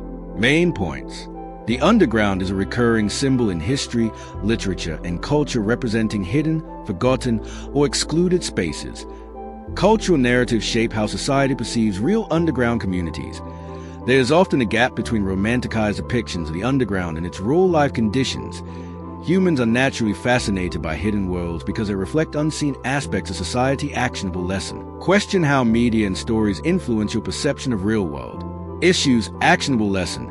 Develop awareness of unseen or overlooked communities and social realities. Actionable lesson. Practice looking beyond surface-level judgments before forming opinions. Reflective questions. How do stories and media shape your understanding of real-life issues? What hidden worlds exist in your own environment that you rarely notice? How can you become more aware of the unseen aspect of society around you? In the chapter Wanderers, from the Mole People by Jennifer Toth, the narrative focuses on individuals who exist in a constant state of movement, never fully settled in one place, whether above ground or within the hidden underground spaces. These wanderers are defined not by a single location or community, but by transition itself, people who drift between environments, situations, and survival conditions without a permanent anchor. Their lives reflect a form of existence where stability is temporary, and every new space is both a possibility and a risk. Unlike those who establish routines or territories, wanderers are constantly adapting, observing, and adjusting to unfamiliar surroundings, often carrying only what they can manage and relying on instinct, experience, and caution to guide their next step. What makes this chapter especially compelling is how it highlights the emotional and psychological weight of constant movement. Being a wanderer is not just physical displacement, it is also mental uncertainty. Without a stable home or consistent community, identity itself can feel fluid and unstable. Imagine someone who has to move frequently from place to place due to financial instability, personal circumstances, or lack of support. Each new environment requires adjustment, new rules, new risks, new people, and new survival strategies. Over time, this constant adaptation can create both resilience and exhaustion. It strengthens the ability to survive uncertainty but weakens a sense of belonging that comes from rootedness. The chapter also shows how wanderers often develop a heightened awareness of their surroundings. Because they cannot rely on a fixed environment, they become skilled at reading situations quickly, identifying safe spaces, recognizing danger, and understanding social dynamics almost instinctively. A relatable real-life example might be someone who frequently changes jobs or cities and becomes highly observant of workplace culture, social behavior, and environmental cues in a very short time. This ability becomes a survival tool, but it also comes at a cost of emotional fatigue and a constant sense of being in between places and identities. At a deeper level, Wanderers raises important questions about belonging and identity. If a person is always moving, never fully rooted anywhere, where do they truly belong? The chapter suggests that for wanderers, identity is often built internally rather than externally. Instead of being shaped by a stable environment, they develop identity through experience, adaptability, and survival. A hypothetical scenario to consider is someone who has moved through multiple schools, cities, or living conditions throughout their life. They may not feel strongly tied to one place, but instead define themselves by their ability to adapt, learn, and endure change. The chapter also reflects on how society views people who do not fit into fixed categories. Wanderers often exist outside traditional systems of stability, making them less visible or harder to define. This invisibility can lead to misunderstanding or neglect. For example, in everyday life, individuals who frequently move or live unconventional lifestyles may be seen as unstable, even if they are highly capable of surviving difficult conditions. This challenges the assumption that stability always equals success, and movement always equals failure. In reality, wanderers often develop unique strength that come from their experiences across different environments. For viewers, this chapter offers powerful life lessons about adaptability, resilience, and identity. It encourages reflection on how change affects us and whether we resist it or learn to grow through it. It also highlights the importance of finding internal stability when external conditions are unpredictable. Building mental strength, emotional awareness, and flexible thinking becomes essential in navigating uncertainty. Additionally, it reminds us that people we perceive as unstable may actually be highly resilient individuals adapting to circumstances we do not fully understand. Ultimately, Wanderers is about the human experience of movement, both physical and emotional, and how it shapes identity, perception, and survival. It shows that while wandering can create uncertainty, it can also build strength, awareness, and adaptability. It challenges us to rethink the meaning of stability and to recognize that not all journeys are meant to end in a fixed place. Some are about continuous movement, learning, and transformation. Main points. Wanderers live in constant movement without permanent physical or social stability. Constant adaptation builds resilience but can also lead to emotional fatigue and lack of belonging. Wanderers develop strong observational and survival skills due to changing environments. Identity in wandering lifestyles is often shaped internally through experience rather than external stability. Actionable lesson. Develop adaptability skills to handle change and uncertainty in your own life. Actionable lesson. Build internal stability through mindset, habits, and emotional awareness. Actionable lesson. Avoid judging people based only on their external stability or lifestyle. Reflective questions. How do you respond to change in your life? Do you resist it or adapt to it? What gives you a sense of identity when your environment changes? Can movement and uncertainty also become a source of strength rather than weakness? In the chapter Harlem Gang, From the Mole People by Jennifer Toth, the narrative explores the presence of organized street groups and informal power structures that exist above ground but are closely connected to the same conditions of instability, exclusion, and survival that also push people toward underground spaces. Harlem, as depicted in this chapter, becomes more than just a geographic location. It becomes a social ecosystem where poverty, opportunity, risk, loyalty, and survival instincts intersect in complex and often conflicting ways. The gang structure is not presented as simple criminal behavior, but as a response to environment, where individuals form groups to create protection, identity, and a sense of belonging in areas where traditional systems of support are weak or absent. What makes this chapter especially compelling is how it reveals the psychology behind group formation in difficult environments. In places where resources are limited and external support is inconsistent, people often turn to groups for safety and structure. Within these gangs, there are hierarchies, rules, loyalties, and expectations that create a sense of order, even if that order exists outside mainstream society. Imagine a young person growing up in an environment where they feel unsafe or unsupported, and they are offered acceptance, protection, and identity through a group. The appeal is not necessarily violence or rebellion, but belonging. This reflects a deep human need, the desire to be part of something where you feel seen, protected, and valued. The chapter also highlights the difficult trade-offs that come with such environments. While gangs may provide structure and protection, they can also create cycles of pressure, obligation, and limited options. A relatable real-life example could be someone joining a group, whether social, professional, or informal, because it offers support and identity, but gradually realizing that the expectations of the group influence their choices in ways they did not initially anticipate. Even outside of gang contexts, this dynamic can appear in workplaces, friend groups, or online communities, where belonging sometimes comes with unspoken rules or pressures. At a deeper level, Harlem Gang explores how environment shapes identity and decision-making. When individuals grow up in areas where opportunity feels limited, survival strategies often take priority over long-term planning. This does not mean people lack ambition or potential. Rather, their immediate reality forces them to focus on short-term safety and stability. A hypothetical scenario could be a teenager in a challenging neighborhood who has to balance education, family responsibility, and environmental pressures that constantly pull their attention toward immediate concerns. In such conditions, decisions are often shaped by what feels necessary for survival rather than what is ideal for the future. The chapter also raises important questions about how society responds to marginalized communities. Are groups like gangs purely a result of individual choices, or are they shaped by deeper systemic conditions such as inequality, lack of opportunity, and social exclusion? This question is not limited to Harlem or the underground world. It applies broadly to how societies function. For example, in any environment where people feel excluded from mainstream systems, alternative structures will naturally emerge to fill that gap. For viewers, this chapter offers valuable life lessons about belonging, influence, and awareness. It encourages reflection on the groups and environments we choose to be part of, and how those choices shape our mindset and behavior over time. It also highlights the importance of recognizing the difference between healthy belonging and environments that may limit growth or reinforce negative cycles. At the same time, it encourages empathy toward individuals who find themselves in difficult social conditions, reminding us that behavior is often shaped by environment as much as by choice. Ultimately, Harlem Gang is about the human need for connection and structure in environments where traditional systems fail to provide stability. It shows how people create their own forms of order when society does not meet their needs, and how those structures can both support and restrict them.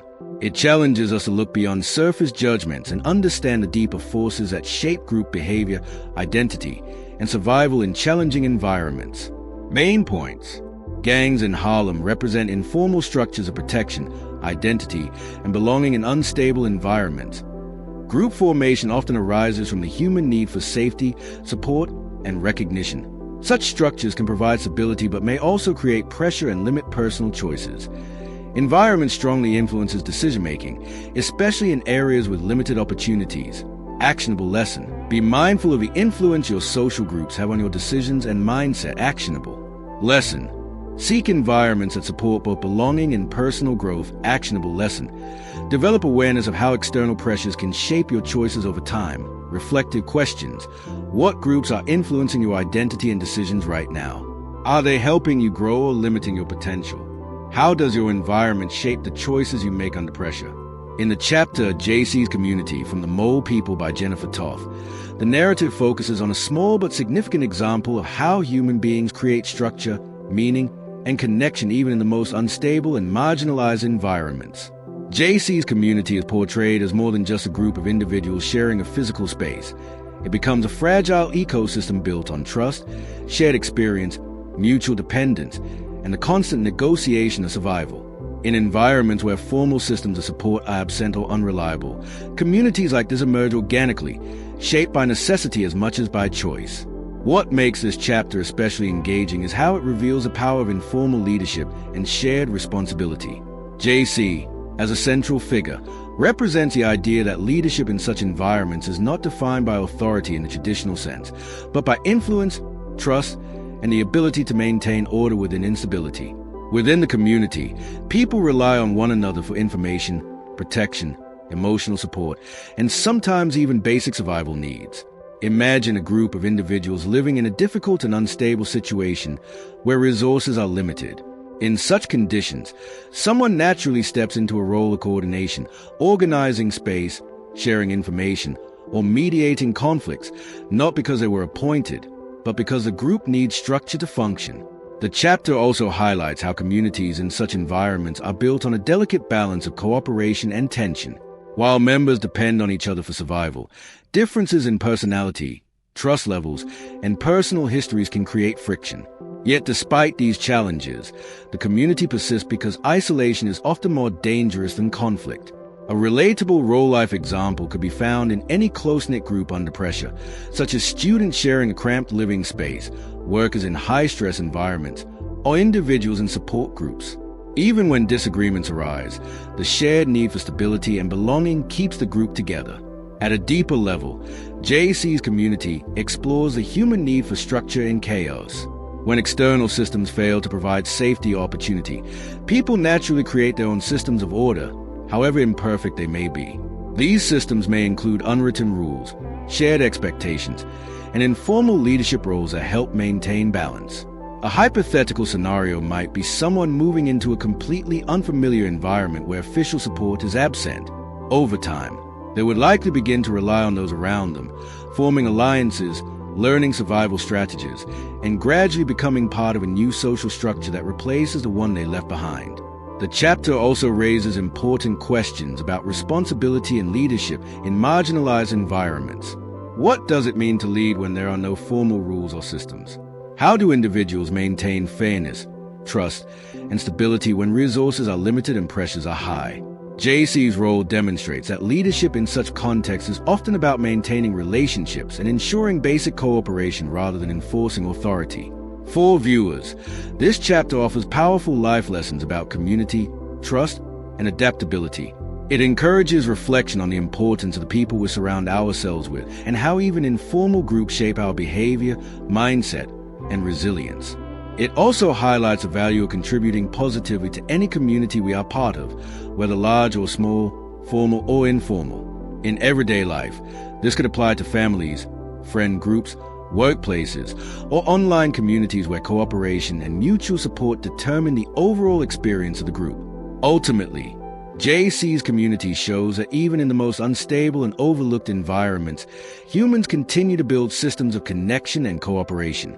It demonstrates that community is not defined by wealth, structure, or location, but by shared needs, trust, and the willingness to support one another in difficult circumstances. It challenges us to think about the role we play in our own communities and how our actions contribute to the stability or instability of the groups we belong to. Main points. JC's community represents an informal, survival-based social structure built on trust and cooperation. Leadership in such environments is based on influence and responsibility rather than formal authority. Communities form naturally when external systems fail to provide stability or support. Cooperation and tension coexist, but shared survival needs keep the group together. Actionable lesson. Contribute positively to your communities by building trust and supporting others. Actionable lesson.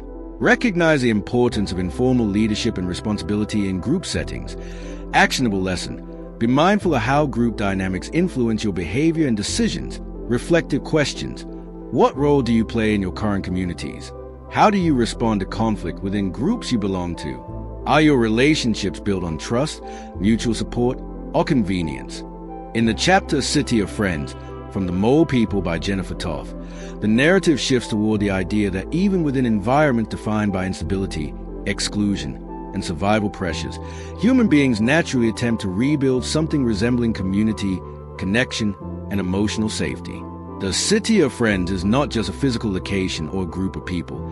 It represents the human effort to recreate belonging in spaces where traditional systems of support have broken down or never fully existed.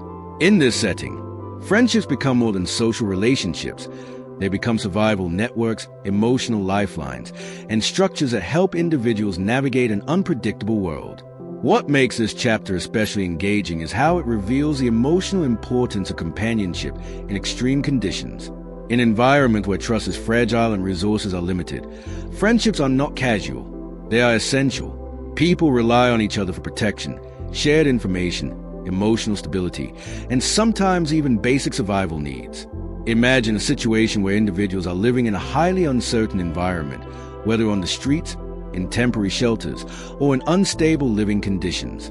In such a situation, forming even one reliable friendship can dramatically change a person's sense of safety and mental resilience. That one connection can provide guidance, reduce fear, and create a sense of we are in this together, even when the environment itself remains unchanged. The chapter also highlights how friendships in such environments are often built quickly but tested constantly. Trust must be earned repeatedly through actions, not just words. A role-life parallel can be seen in situations where people go through shared hardship, such as co-workers in a high-pressure job, students during intense academic periods, or individuals going through financial or emotional difficulties together. In these situations, bonds form rapidly because shared struggle accelerates emotional connection. However, those same bonds are also vulnerable to stress, misunderstandings, and survival-driven decisions. At a deeper level, City of Friends explores the idea that friendship itself can become a form of infrastructure in places where formal systems are weak or absent. In the absence of stable institutions, people create informal systems of care and cooperation through relationships. A hypothetical scenario might involve someone entering a completely unfamiliar and unstable environment where they initially feel isolated and vulnerable. Over time, by forming small connections with others in similar situations, they begin to build a network of mutual support, sharing information, offering protection, and helping each other navigate daily challenges. This network becomes their city, not defined by buildings or streets, but by the people they rely on. The chapter also raises important questions about the meaning of loyalty and trust.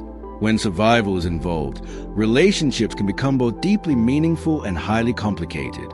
Who can you trust when everyone is trying to survive in their own way? How do you distinguish between genuine friendship and relationships formed out of necessity? These questions reflect broader human experiences, even outside extreme environments. In everyday life, people often navigate friendships influenced by convenience, shared goals, or emotional need, and must learn over time which relationships are truly supportive and which may be temporary or conditional. For viewers, this chapter offers powerful life lessons about the value of relationships, emotional support, and mutual trust.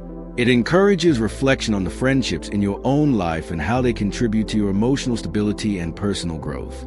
It also highlights the importance of being a reliable presence for others, especially during difficult times. In practical terms, this could mean checking in on friends, offering support without expectation, or simply being present when someone is struggling. Ultimately, City of Friends shows that even in the most uncertain and challenging environments, humans instinctively rebuild connection. It demonstrates that friendship is not just a social comfort, but a fundamental survival mechanism that helps people endure instability. It challenges us to recognize the value of the relationships we often take for granted and to understand that, in many ways, the city we live in is built not just of structures, but of the people we trust and rely on. Main points. City of Friends represents the creation of emotional and survival-based communities in unstable environments. Friendships become essential support systems when formal structures are absent or weak. Trust in such environments is built through actions and shared experiences, not just words. Relationships can form quickly under shared hardship, but are also tested frequently. Actionable lesson. Invest in building trustworthy and supportive relationships in your life. Actionable lesson.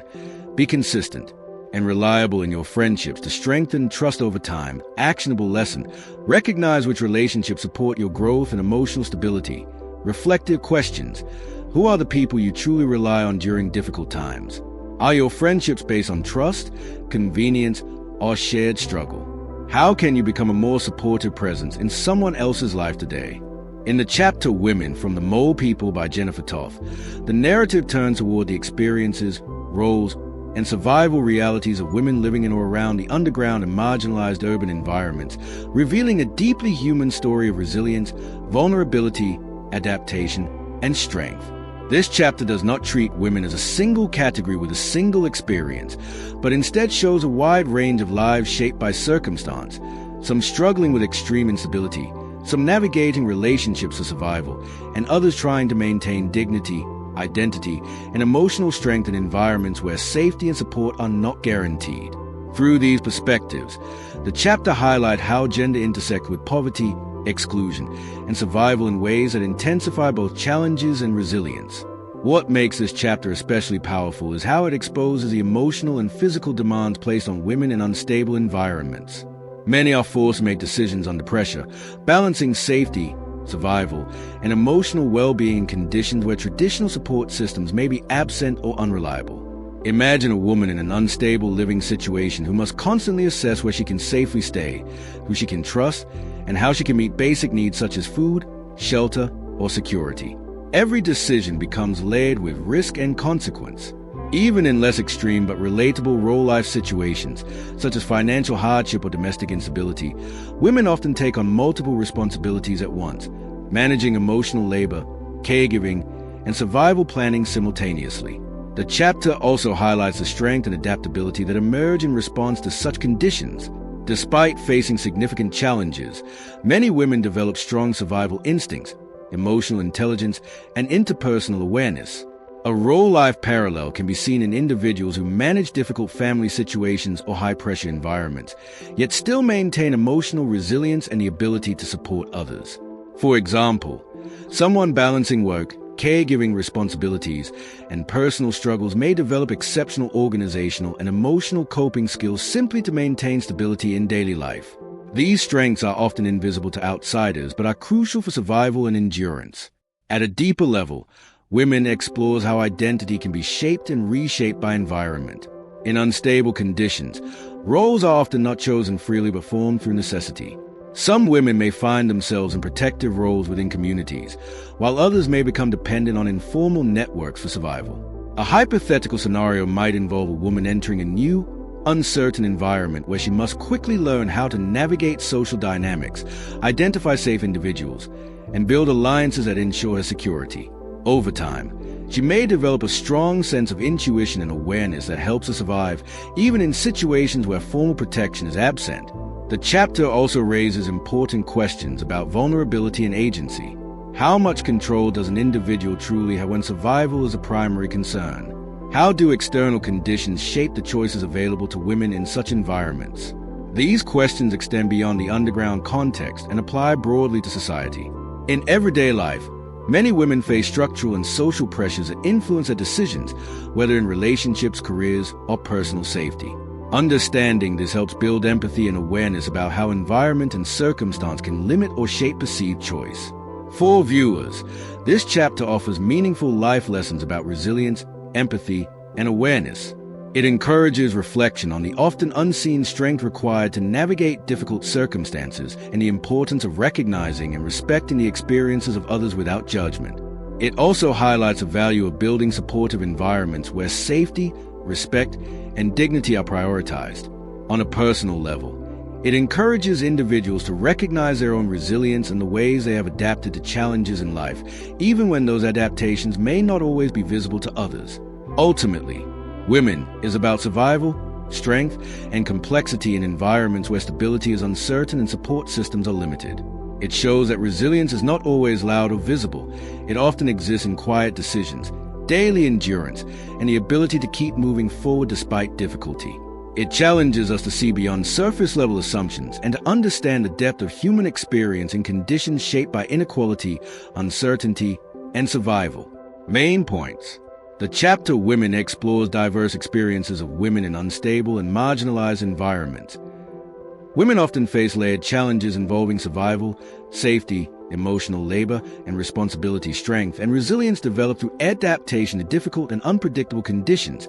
Environment plays a major role in shaping identity, roles, and decision-making. Actionable lesson. Recognize and appreciate the invisible resilience in yourself and others. Actionable lesson. Build empathy by understanding how environment shapes behavior and choices. Actionable lesson. Create or seek supportive environments that promote safety and dignity. Reflective questions. What forms of resilience have you developed through your own challenges? How might someone's environment be shaping their behavior more than you realize? Do you actively contribute to making your surroundings more supportive for others? In the chapter Jamal's Story from the Mole People by Jennifer Toth, the narrative becomes deeply personal as it focuses on the life of an individual whose experiences reflect the broader struggles of survival, instability, and adaptation within and around the underground world. Jamal's story is not just an isolated biography. It serves as a window into how a single life can be shaped by a combination of environment, circumstance, choices, and the limited opportunities available in marginalized urban spaces. Through his experiences, the chapter reveals how survival is often not a straight path, but a series of difficult decisions made under pressure, where every choice carries consequences that can redirect the course of a life. What makes this chapter especially engaging is how it humanizes conditions that might otherwise feel distant or abstract.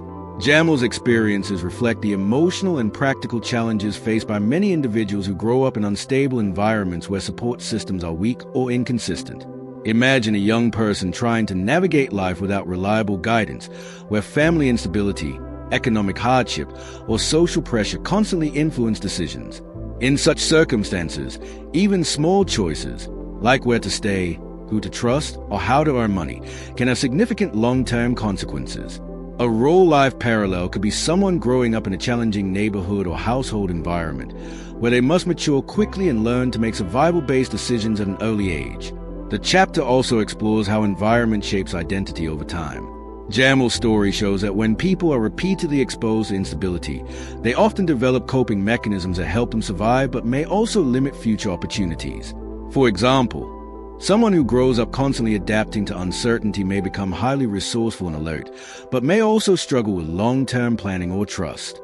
A hypothetical scenario might involve a young individual who leaves home early due to difficult circumstances and must immediately learn how to navigate work, housing, and relationships without a safety net. Over time, they may develop resilience, but also carry emotional weight from constant uncertainty. At a deeper level, Jamal's story highlights a tension between choice and circumstance. It raises a question of how much control individuals truly have when their environment heavily influences their options.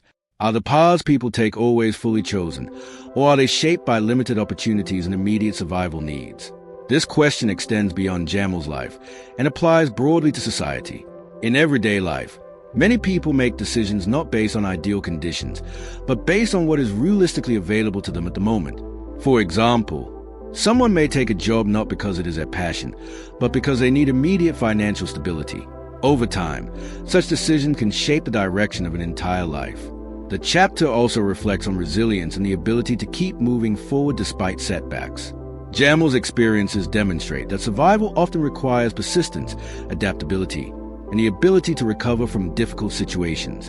A relatable example might be someone who experiences repeated failures, financial, emotional, or professional, but continues to adjust, learn, and try again. This resilience does not eliminate hardship, but it allows individuals to continue functioning and seeking better conditions despite adversity.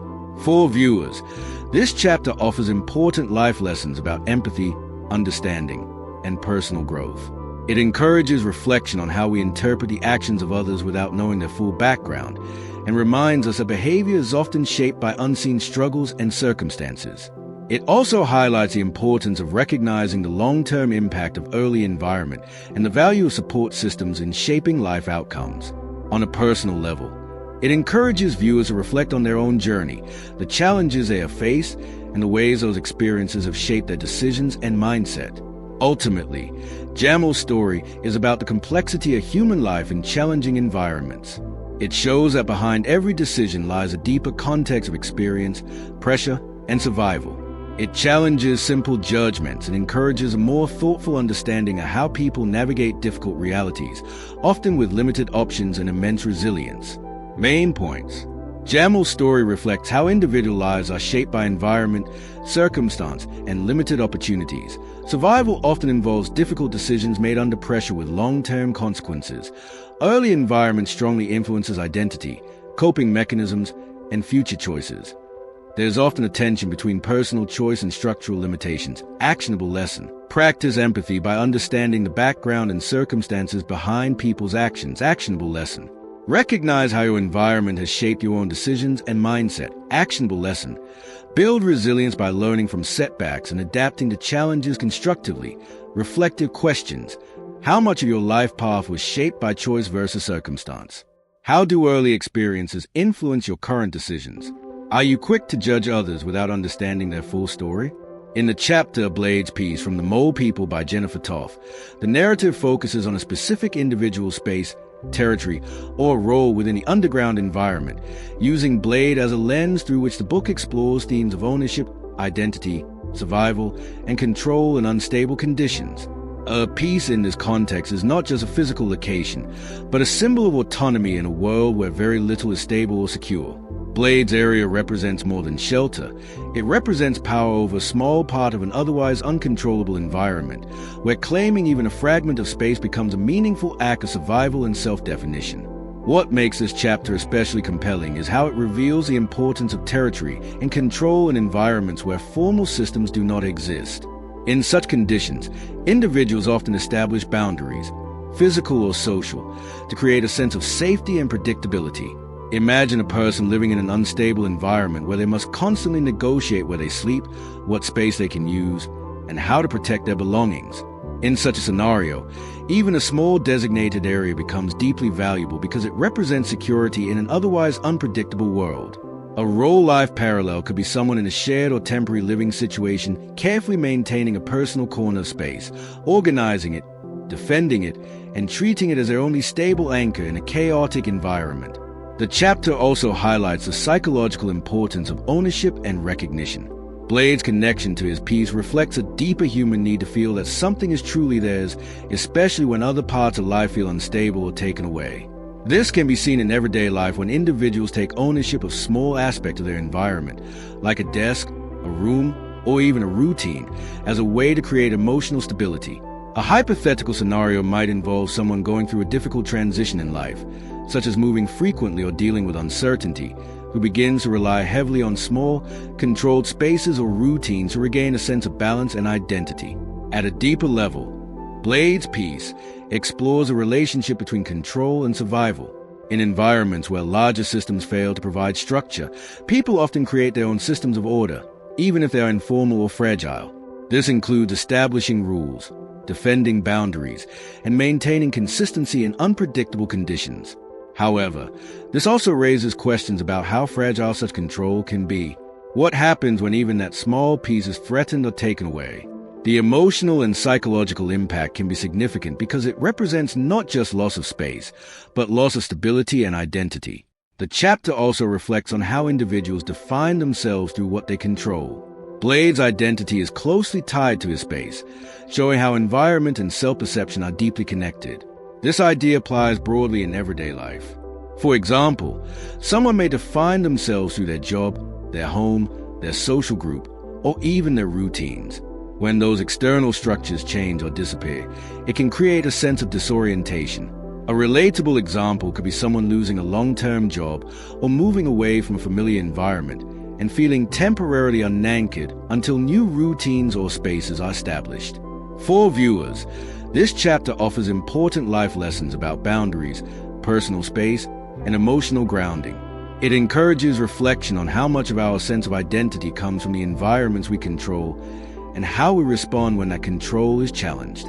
It also highlights the importance of creating stable pieces in our own lives, whether physical spaces, routines, or habits that provide consistency during uncertain times. Ultimately, Blade's piece is about the human need for control, identity, and stability in environments where those things are not guaranteed. It shows how even the smallest amount of ownership can carry deep emotional significance and how people build meaning through the spaces they are able to claim and protect. It challenges us to think about what we consider ours in life and how those things shape our sense of security and self. Main points. Blade's piece represents personal territory as a symbol of control, identity, and survival in unstable environments. Even small spaces become highly meaningful and valuable. Humans naturally create boundaries to establish safety and predictability. Loss of control over personal space can impact emotional stability and identity. Actionable lesson. Create small areas of control in your life to build stability during uncertainty. Actionable lesson. Establish routines or habits that serve as personal anchors in chaotic times. Actionable lesson. Reflect on how your environment shapes your sense of identity and security. Reflective questions.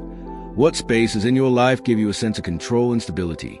How do you react when those spaces or routines are disrupted? Are you building healthy forms of ownership and structure in your daily life? As we reach the end of this journey through the Mole people, we've uncovered powerful truths about survival, hidden communities, human resilience, and the deep need for belonging, even in the darkest and most forgotten places of society. From underground tunnels to stories of wanderers, families, gangs, friendship, and hope, every chapter reminds us that human beings will always find ways to adapt, connect, and endure no matter how harsh the environment becomes. In short, this book teaches us that survival is not just physical, but emotional and psychological, shaped by community, identity, and the choices people make under pressure. If you found this audiobook summary meaningful, make sure to like the video, subscribe to Visual Books, and turn on notifications so you never miss more powerful book summaries like this. Share this video with someone who loves deep, thought-provoking stories, and let us know in the comments which chapter impacted you the most.